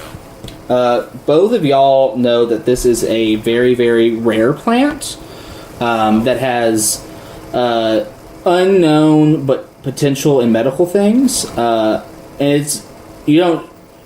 it's like one of those like mythical heal everything plants, but they're rare and haven't had a lot of research. Brand's interest is definitely peaked. Oh, y'all looking for wormwood? Is this Okay, a you know where recreational plant since everybody's tired from the party? Or It's is like a this medicinal potential. It's like a medicinal. Yeah. Nah, what we do, the Dragonborn, we get it and we ferment it and we drink it. It's been a long week and I'm here to get drunk. We ain't got our own stuff, ain't quite hit the spot. We usually go get it once a year, and we get some of the druids to go help us, but they're all exhausted or scared of the Rougarous. They ain't sending nobody out for us. I have an uncle that's like you. Chases a hangover away by getting drunk so he doesn't feel the damn hangover. Sorry, you said the druids are scared. Of the Yeah, sorry, 1 second, guys. I mean, it seems like everyone's scared. There you go. Yeah, well, it's too important for the archdruids.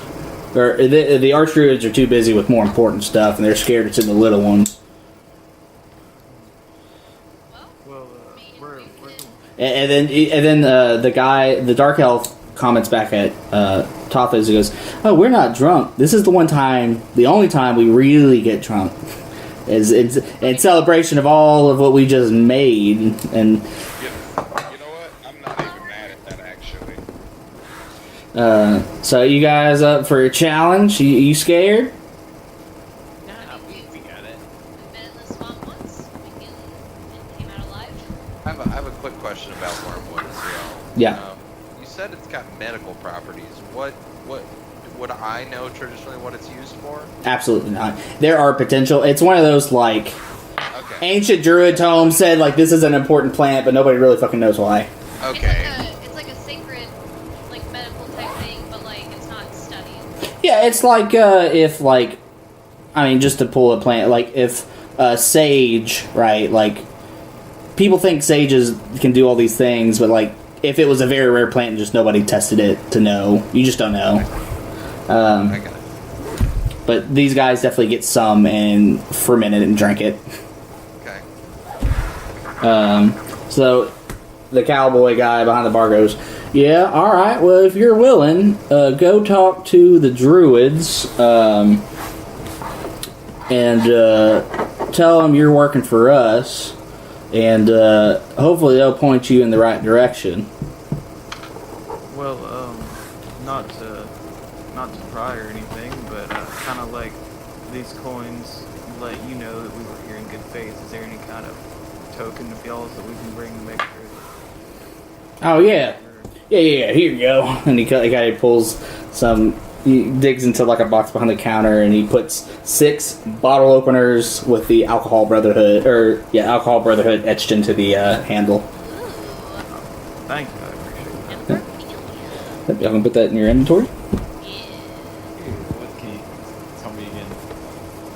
It's just a bottle opener with their name on it. Nice. Cordelia, swag. So you got some Swagger. swag. You got actual swag. You know Yeah. what I'm saying? Give me shoot away? Yeah, so the Amelia goes, I believe that they usually are somewhere deep in the East Glades, but I could not tell you where. Here, if you will head to, specifically we talked to the people at the Obad Hai Arboretum, they can help you out. Oh, okay. Yeah, we'll go talk to them then. Alright, well, I wish you the best, and I hope for a good-ass drink. Amen to that, brother. Bring it to you. Yep, everybody kind of cheers the little bit they're drinking. And yeah, you guys head to the Sunrise District. Like a bum, bum, bum. Brand, you had 2 scenes with the here at the Arboretum that we did not go through. So I will... you talk to the Archdruid here. Who is a very stern, very serious, matter-of-fact man. Okay. Who deeply cares about plants and not a whole lot else. Okay. I feel like Brand can vibe with that. Oh yeah. For Yeah, this was definitely your kind of dude. And we will definitely go back and do those, but we got to get to something that's still to be seen. Alright.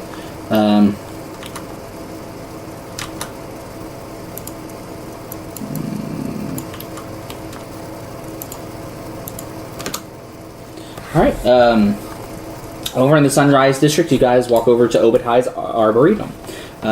Bran leading the way, presumably, as he came here twice during the festival. The place is strongly constructed, but has very rare trees kind of growing out of it.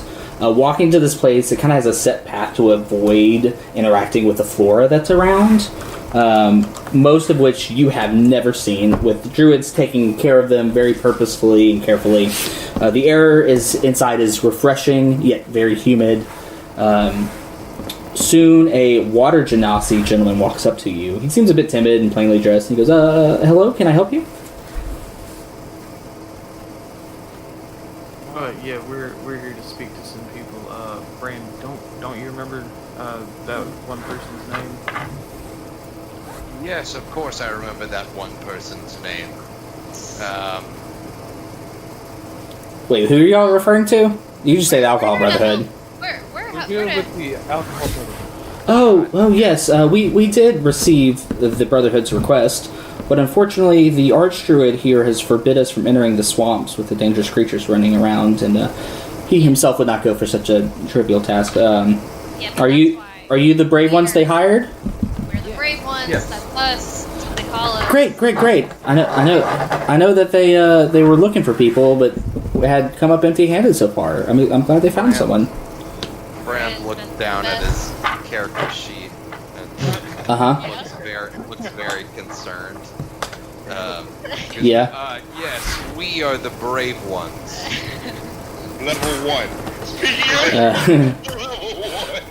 All right. Can you, just to make sure that we're nobody's being bamboozled, can you show us proof you've been chosen for this?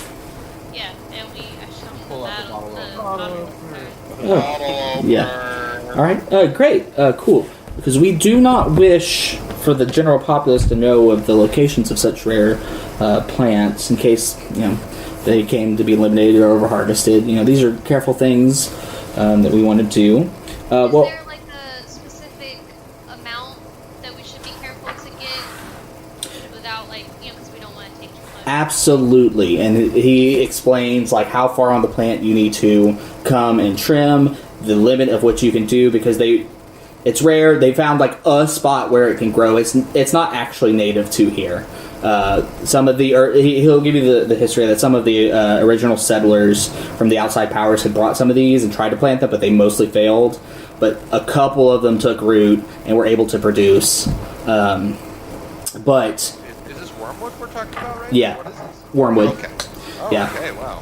It's just it's it's not native here. They got some plant and they have locations, but it's rare. They don't want to overharvest or hurt it.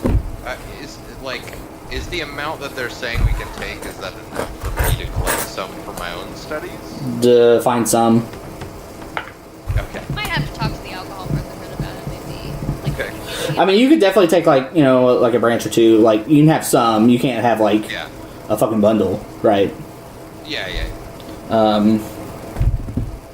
So, yeah, he goes, okay, well, normally I'm the one who would gather it, so I can kind of give you the instructions.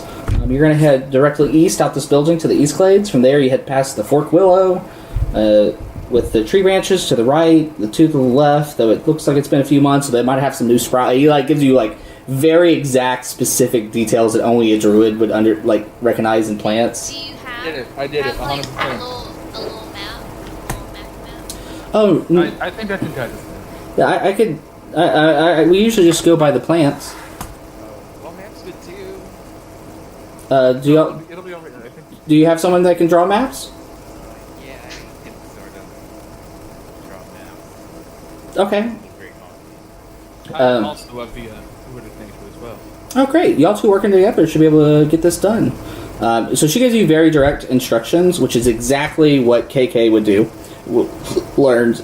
So they'll druid craft a piece of parchment, and you write out the exact instructions and hand them to Vey, who will now just have Uber rolls on that. Uber rolls. Uber roll. I love a good tasty Uber roll. So yeah, because that's all I can give you. I do wish you the best. Yeah, no, thank you for the good directions and the instructions on how to properly harvest. Yeah. Do we come back and see you once we're done? Oh, Do we report to someone else? I mean, you can give us the heads up if you found anything weird or strange or needed. We like to keep tabs on the swamp, especially since we're not out there very often now. But I mean, the plants you're just gonna go bring back to the Brotherhood. Yeah. I could do a little bit of us to check in case we see anything. Yeah, if we see anything, we'll let you know. Great, yeah. I mean, just the Archdruid walks out there, but it's not the same as having 10-15 eyes like we usually do. And I'm sorry, your name. You said your name again was. My name is Liquus Terralos. Liquus Terralos. Yeah, Liqutas Terralos. I must ask, I have seen very few of, I suppose, our kind. Where do you hail from? Oh, me? I am out near Apramia. I look my tribe was on the coast. Interesting. Yeah, there's a few genocides around here. You're from Apramia. Yes, I am. What? I'm sorry, you said your tribe again was the... It was the Terralos tribe. Do I know of any, bad blood? Roll a history check. Okay. That's a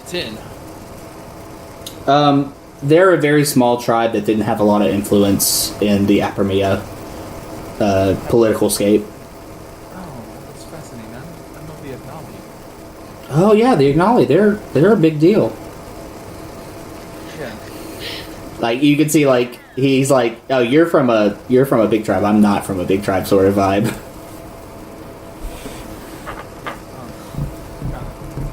Oh yeah, that's it. Yeah. I didn't think it'd get this far.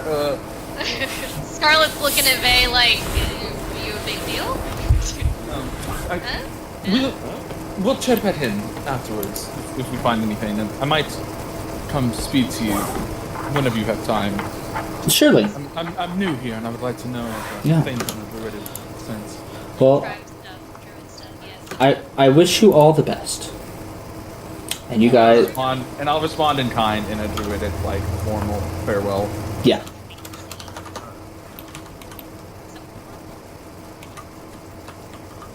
Yeah, you guys go into the swamps. You travel a while, and he gave you very specific instructions of, like, the tree on the left that has new sproutage, right? Like, has the and then he also KK got a decent orienteering thing. So I would like Vay to roll a survival check with advantage. Okay. Actually, I would take this back. You and KK can roll survival, or Vay can roll with advantage. Okay. All right. Let's go. This is still Monday, right? Double 13. Correct. 18. 18. Yeah.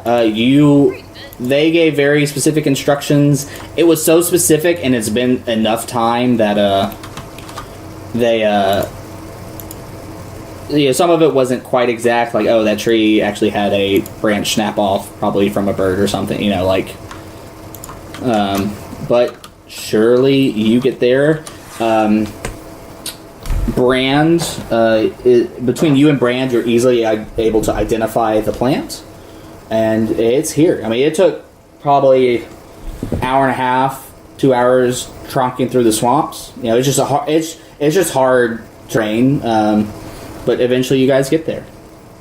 Easy peasy lemon squeezy.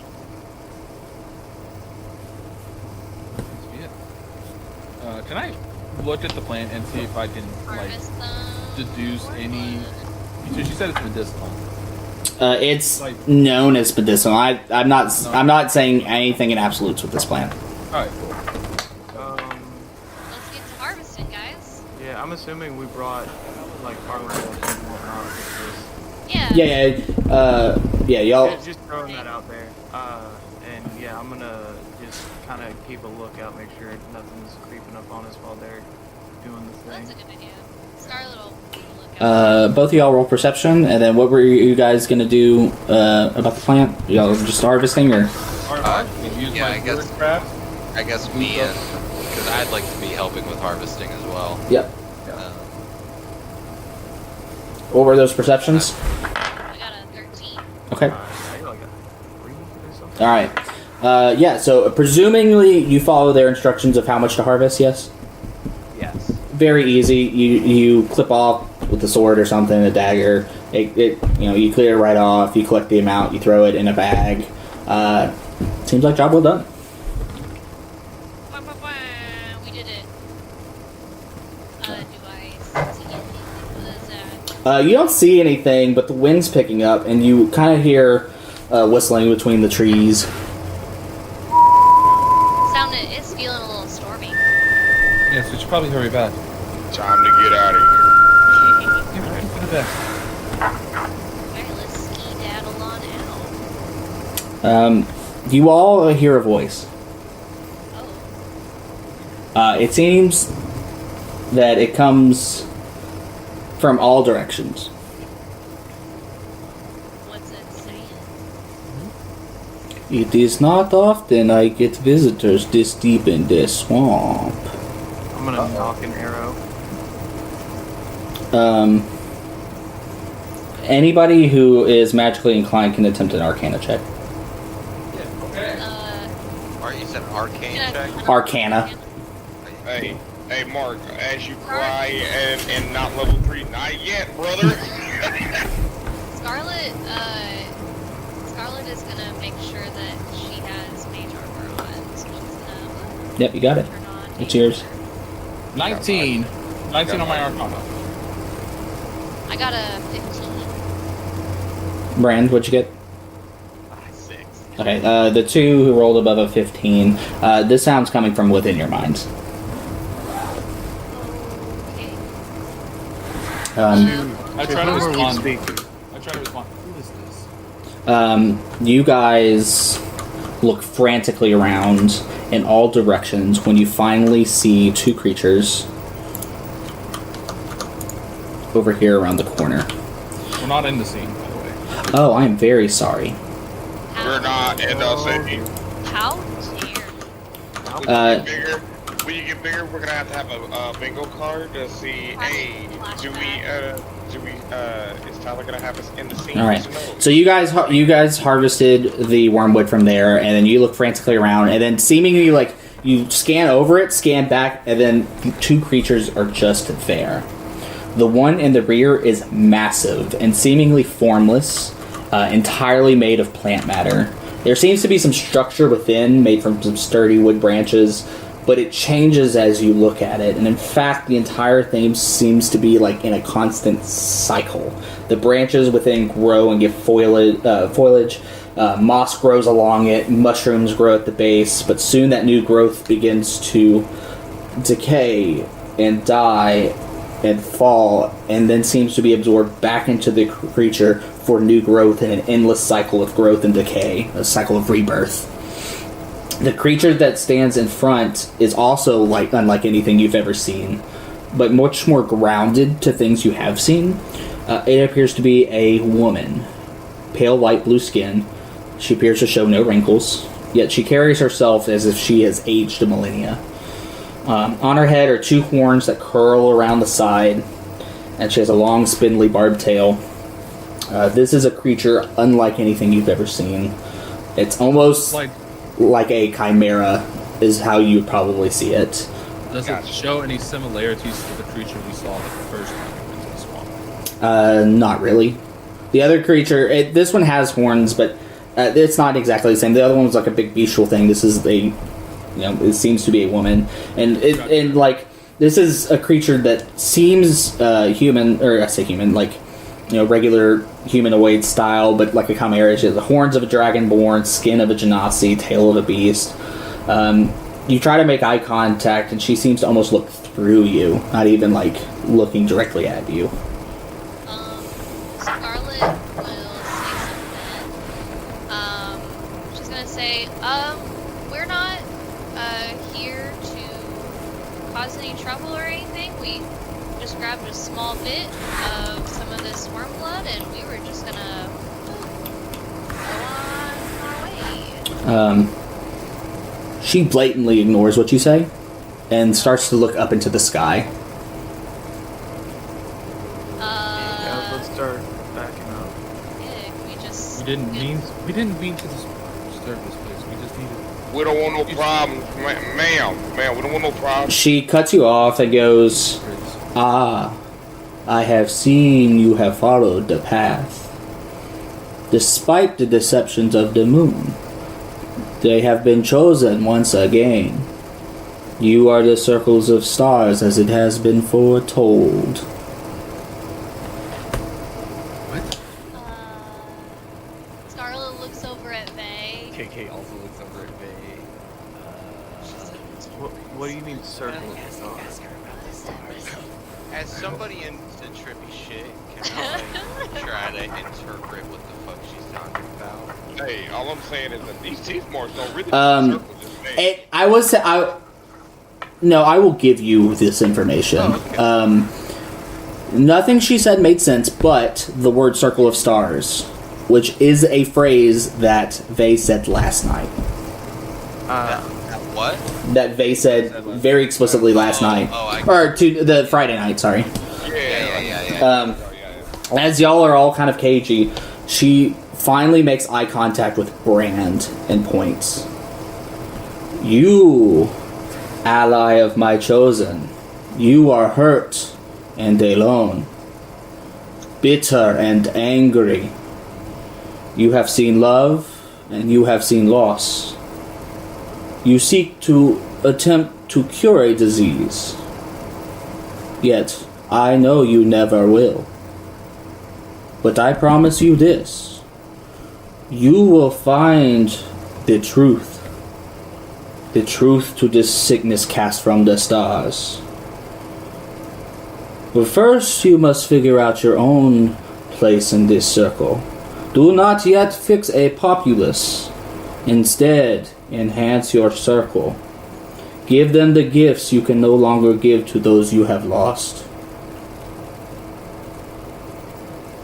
I'm gonna say to her very nervously and tense, how do you know my circle? And then repeat it again, but in Druidic. She looks over, looks back at Brand, and a mage hand comes rocketing out and comes at super fast, as fast as you can blink, comes and touches your jug. As soon as that hand touches it, gallons and gallons and gallons of water begin pouring out. At that moment, Brand, it feels like your mind opens wide. You get hit with a massive wave of inspiration. It occurs to you that a lot of what you've studied and tried to apply to people, you've done directly to the people. But with the right energy source and engineering, it could be used on objects or potions, which then could be applied to people. In a way that you never really kind of clicked before. Like, you had the thought cloud, but now the gears are kind of turning. And your mind floods with countless ideas. It almost becomes hard to focus. Do you think that with a couple days of banging out these theories and prototypes, you can reasonably figure out how to infuse magic in a way that you haven't seen before?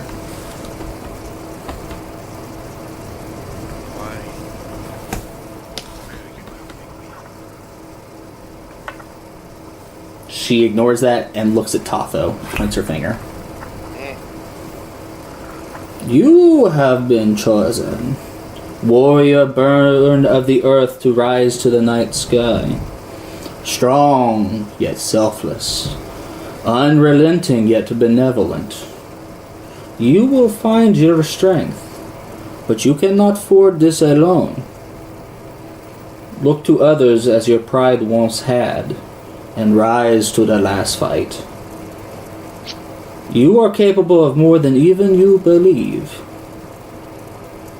When you and your circle are in most dire of needs, push past all barriers and channel your inner spirit and unleash. And as she says unleash, she fires another hand at your chest. Oh, shit. And it, like, palm strikes you, and it feels like the wind gets knocked out of you, and all of the energy is sapped from your body. But in that exact same instance, by sheer willpower, you still manage to stand long enough to catch your breath and have your energy returned. You're stunned for a moment, but have the thought that muscles and strength are important, but the will to fight and push beyond is just as important.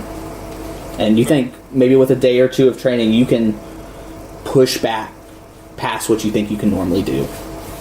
Oh shit, hell yeah. It's like it gets knocked out of you, but you have just the sheer willpower to keep standing. Wow, yeah.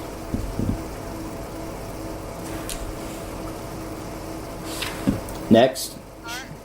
Oh, go ahead. Sorry, can I do a thing? Yeah. Scarlett's gonna back up. She's really scared too, and she's backed up, trying to, not running away, but like trying to just put some more distance between her and the woman. KK is doing something similar, except it's much less effective. Yeah. She's just getting behind the dead tree that's definitely not going to cover all of her. Yeah. And as Scarlet starts walking away, she points her finger at Scarlet, looks directly at her. Oh no. You are a child of my chosen people, and yet you are also in a line chosen of the stars. What does that mean? Truly one in a countless sea. Yet in that sea you are drowning in chaos. You will find your own self and channel the great sea of stars to your bidding. Do not be afraid. Become it. Let it flow through you as you become one and bend it to your will. Well, what does that mean? Do you know who I am? She waves her hand, and what seems like starlight in a sea of blackness forms. Oh, damn. And she blows it towards Scarlet. And these lights come in all kinds of directions, and head towards your chest, and entering it, giving yourself a soft glow. And you are quickly overwhelmed with the sensation of magic. This is the exact feeling you got when you were 10 years old playing with those other children. And this puts you into a very uncomfortable panic attack. Yeah.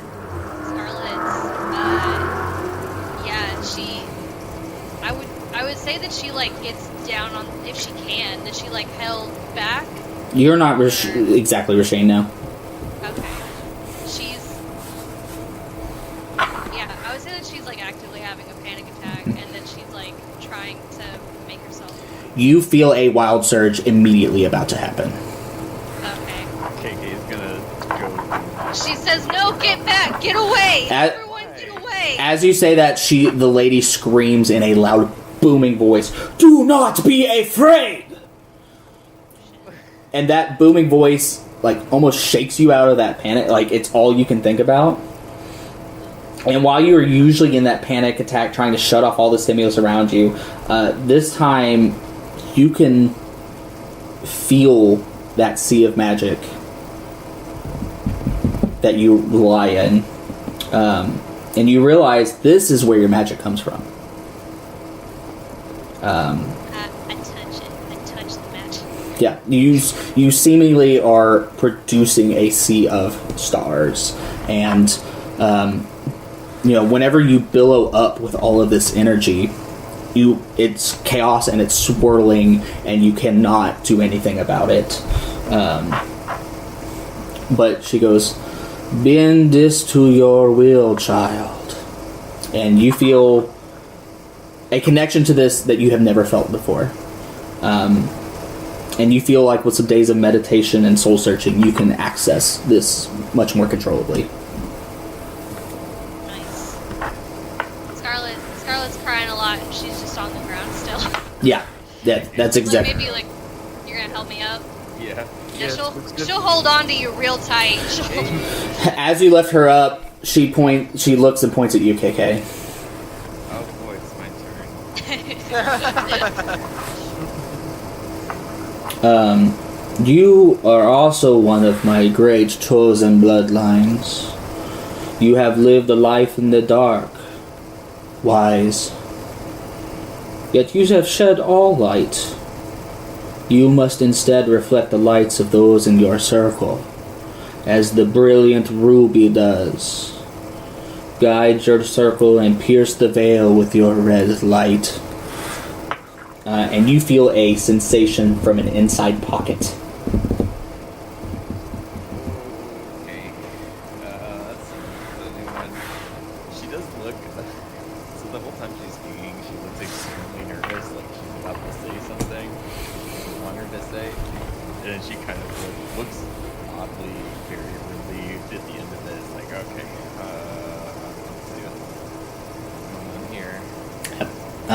And you know exactly what it is. And as you pull out your ruby, normally you look at it and it beautifully reflects all light from around it. But in this instance, it is very much glowing on its own in a way you've never seen. You look at it just for an instant, but you look deeper and deeper, as in a trance. But the longer you look at it, the more you see. To everyone else here, what happens next, it happens in an instant. But to you, it will feel like an eternity. In the center of your vision is the bright red light that guides you deeper and deeper and further deeper. And as you advance, you begin to see individuals lining your periphery. Your focus center, you can't look side to side, but you get these visions of people on either side. And you realize these are people you know. Your aunt, your ex, your old caretaker, friends growing up. But as you continue to reach, there's a black veil that seems like a barrier. You have apprehension, but you're already too deep and you cannot stop this light from pulling you in. And this light pulls you through this black veil. And as you cross it, you yourself begin to glow with red light here. You feel it coursing through you. It's magic, it feels divine, but it is distinctly not the loving embrace of Pelor. You look around now, having crossed the black veil, and you still see people here. But these are not people you know. These are people you did know. You see previous allies slain and a job gone wrong. Elders from your town growing up who have passed away. You see a childhood friend who drowned in an accident. It's all very bizarre, and just for a fraction of a second, you disassociate from what's happening. And in that moment, you are ripped back out of the veil at Mach speed, backwards the way you came in until you enter your own body again.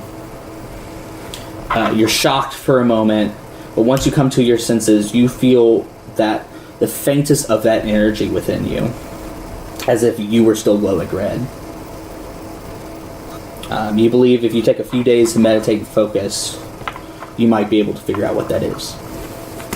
She just looks like she's sweating profusely and very slowly tucks the hoodie back into her shirt.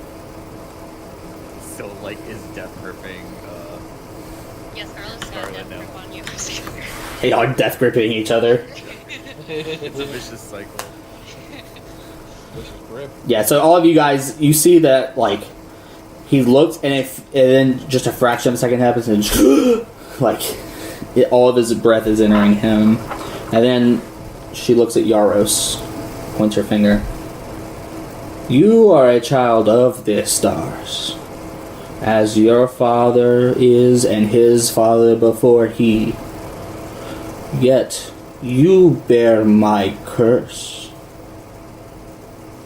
Your forefather crossed me, but your blood has been repenting to the stars since. Transform, but at your own pace now. And you see just for a second she has soft eyes and she goes, I forgive you. And as she says these words, your blood begins to boil like it did the other night, but then quickly goes cold. You feel a sense of peace, and you think back to your dad back at the homestead, and how he mentioned that necklace you wear is an old family heirloom, and the adventures it all went on, and you think about how your bloodline is different, and this hag has proved that. You feel like now you can do what you would like without air, and with some few days training you can tap into that and achieve new things. He's just gonna not really say anything, but he's gonna lower the bow and kind of release tension on the string.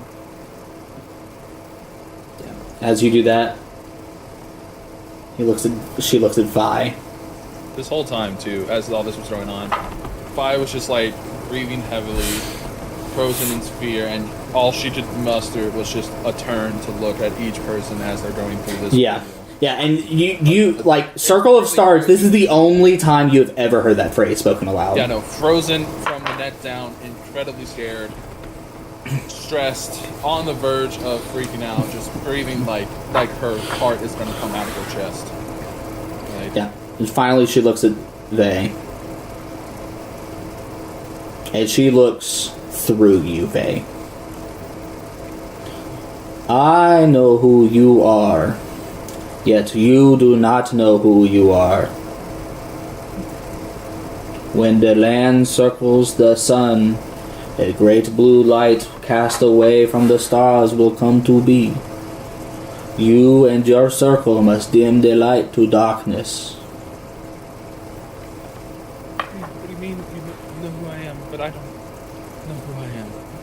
How do you know this? How do you know me? How do you know my star, my circle? I believe the time has come for me to return this to you.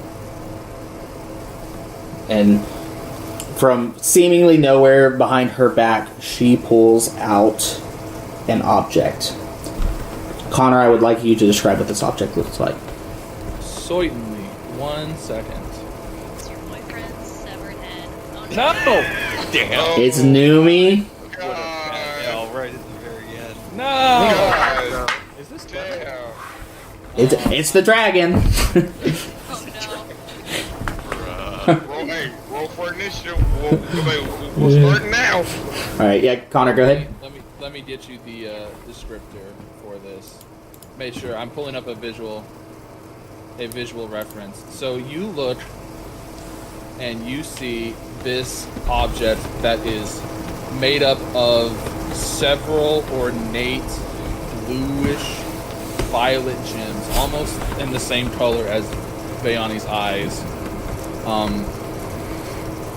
These gems are interlaced in a golden ring, adorned with frills, almost looking as if they were maybe fins from fish or blades of large grass, just sort of like coming off in these directions, giving this shape, this sensation, almost like a circle, like as made out of 3 lines, like as if 3 lines came together, 3 curves came together and formed a circle, overlapping with one another.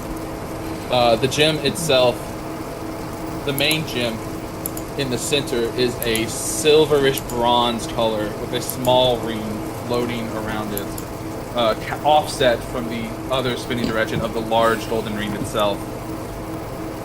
There's another blue crystal encased in a golden shell floating near the top of the object, and as she goes and she hands it, and this is you see now, there are these small little, they look almost like planks or cards circling around the entire object. As she is not making contact with the device itself is almost floating in this space of its own volition, but it tracks wherever the woman who holds it, I don't know her name, tracks in the direction of her hand, as it's almost like it's being guided by her hand throughout the space, as this object is now just slowly floating and orbiting amongst itself. Yeah, so she pulls out, just puts a hand behind an empty back and pulls this object out that's floating above her hand. As she said, I believe this time has come for me to return this to you. And it slowly begins to float towards Faye. Still stricken with fear, Faye doesn't do anything until at the last second, right before, as it gets to her, she feels the sensation and she just slowly puts her trembling arm out. And as soon as she does, you see the bottom of this shape like snap to like a couple inches right above it. And it's just floating there. And now that it's a little bit closer, you see the cards, or the planks itself that were floating, they actually show small patterns of constellations on the inside. Yeah, they very much look like the stars that she has been conjuring with a lot of her stuff that she's been doing. You also see this slow pulsing bluish purple light coming from the center star. As you put it there and it floats, for just a second it falls out of gravity and lands in your hand, and the exact nanosecond that happens, you are entirely overwhelmed by the sense of way too much information. And everybody around you, you see they drop. Thud hits the ground. Somebody get her. The fuck? Oh. Yeah, Yaros will run over there and try to make sure she's okay. She's out. And Check do what? I sent you a message. Oh yeah. He's gonna go over there to see that she's out. He's gonna look back to see if that person is still standing over there in the swamp or not. Yeah, Connor. So as they run to rush you, go ahead. Describe your thing. So you see now, Faye collapses to the ground, unconscious, cold sweat beating down, and as you get closer, the object that collapsed in her hand now shoots out this bright bluish purplish light surrounding the entire thing, and you see Faye's form is like shifting between how you know what she looks like, and with her body is like turning into that of a star map where it's like blinking, and when it blinks, it goes from being like normal, looks like human skin, to being made of this ethereal space with constellations blinking all over her. And so it's not a constant form, it's just like a pulse where she looks normal and then it pulses to show this and then back normal and then pulses again. Yeah. And this continues. She's out cold and this blinking happens and you guys like tend to her and then you look back up at the woman and she says, "This circle has much to do before we speak again. I hope you do not die before that fateful day. I will keep an eye on you." And as she stands that, she puts her hand out, and a bug from the swamp lands on her palm.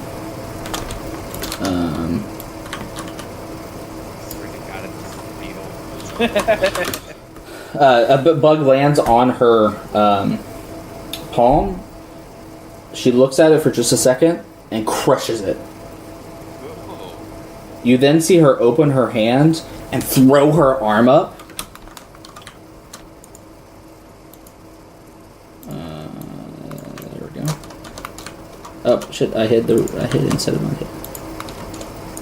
Sorry. Oh, that's a big old bug. Yeah, it's not exactly how it looks here, but there we go.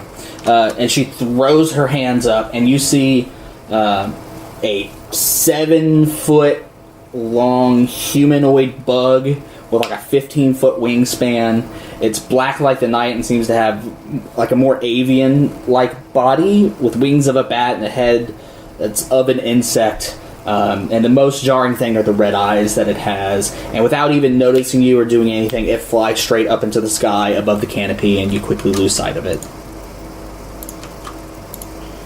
She then turns around, and that formless, regurgitating plant creature begins to take root into the ground and begins to grow into a grand, massive magnolia tree that blossoms. And the blue hand woman, with one hand out, walks straight into the tree.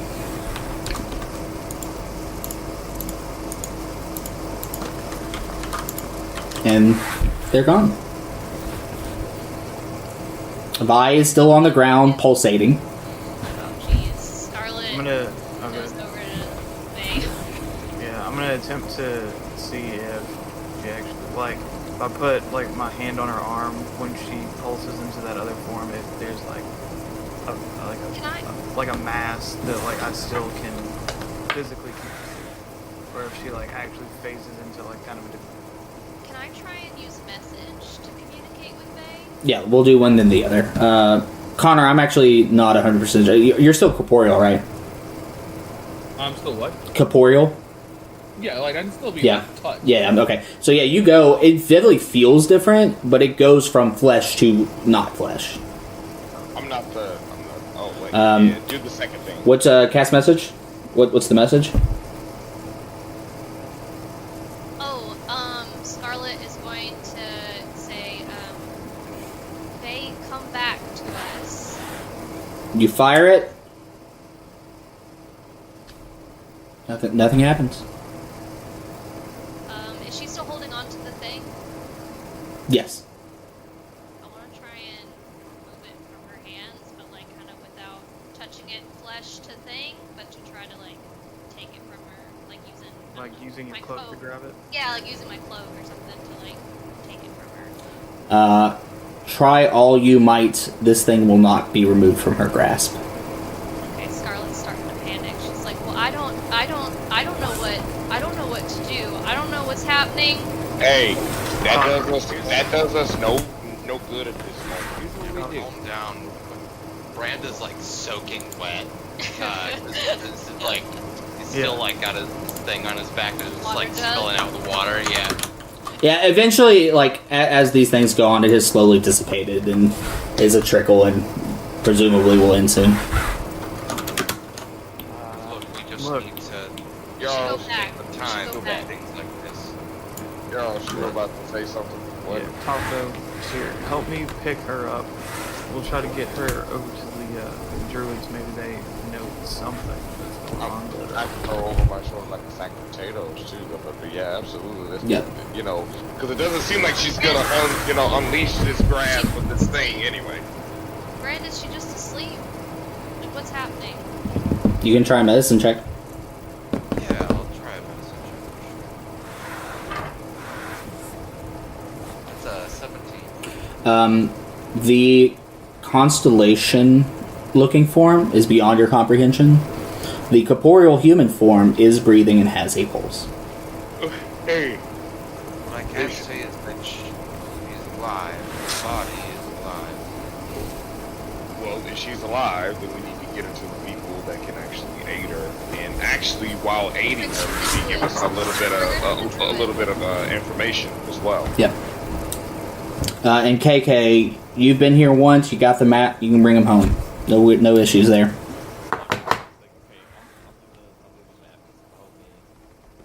All right. So after this very strange encounter, you guys bring Vey back. Vey. We're going. You are in the unconscious world that at this point you are familiar with. Normally things here are obscured with a fog so thick you cannot peer through. When you were first awoken with your quarry, you often tried to peer through the fog to go as deep as you could to see or hear anything, and nothing ever came. You could hear whispers of whispers so faint it hurt to try to discern. Often in exhaustion, while in this realm, you simply meditated and wished to wake. That was until your fateful vision. While in that fog, you first heard... You heard for the first time someone clearly say those fated words. When the land circles the sun, a great blue light cast away from the stars will come to be. You and your circle must dim this light to darkness. There was no lights, there was no form, just those words. Today, after touching that item and being completely knocked unconscious, everything here is different. Normally, the thick, still fog is whipping like a hurricane-force winds. It hurts your being, and you find yourself in this existence hard to keep your own form of being. But while standing, you realize that this force is rotating. There's a definite direction which the winds are getting stronger, and a direction where the winds die off. And you know where the epicenter is. Do you get closer, or do you retreat to safety? I get closer. You push through the winds, getting faster, a torrent of light and sound and etherealness whip not just past you, but through you. Your existence is being literally torn apart, and what you know to be yourself is being ripped apart as you slowly feel yourself becoming formless. That is until you take that last step through the threshold, and all is still.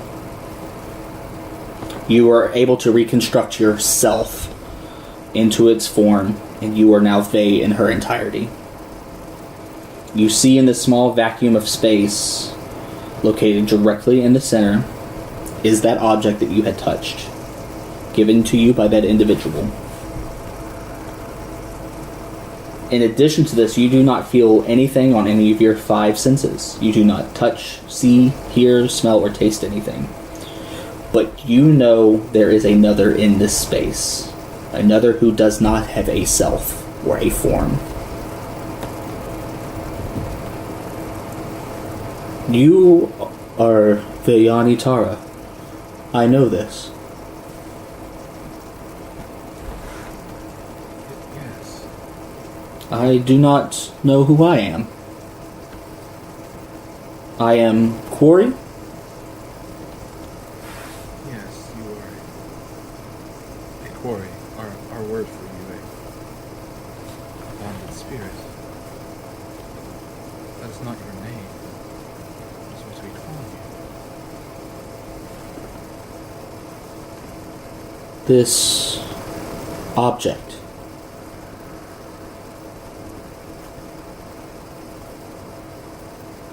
Where did this object come from? I don't know. It was a gift. From whom?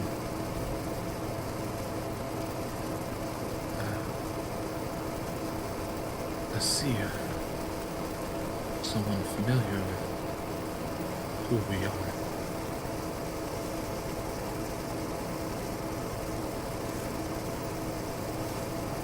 I know that woman. I fear that woman.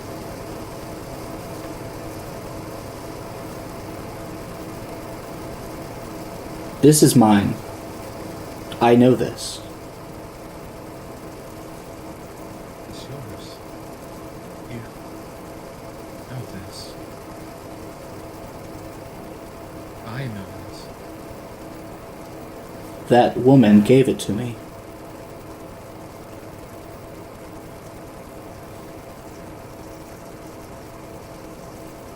Why? What is it? What do you remember anything about it? Maybe it'll help put back together who you are. I do not. This is mine. She gave it to me. I am not of a self. You are of myself. We are one, together. The Kalash Tower. I then give you this. My map of stars to you. Thank you. I hope to use it well.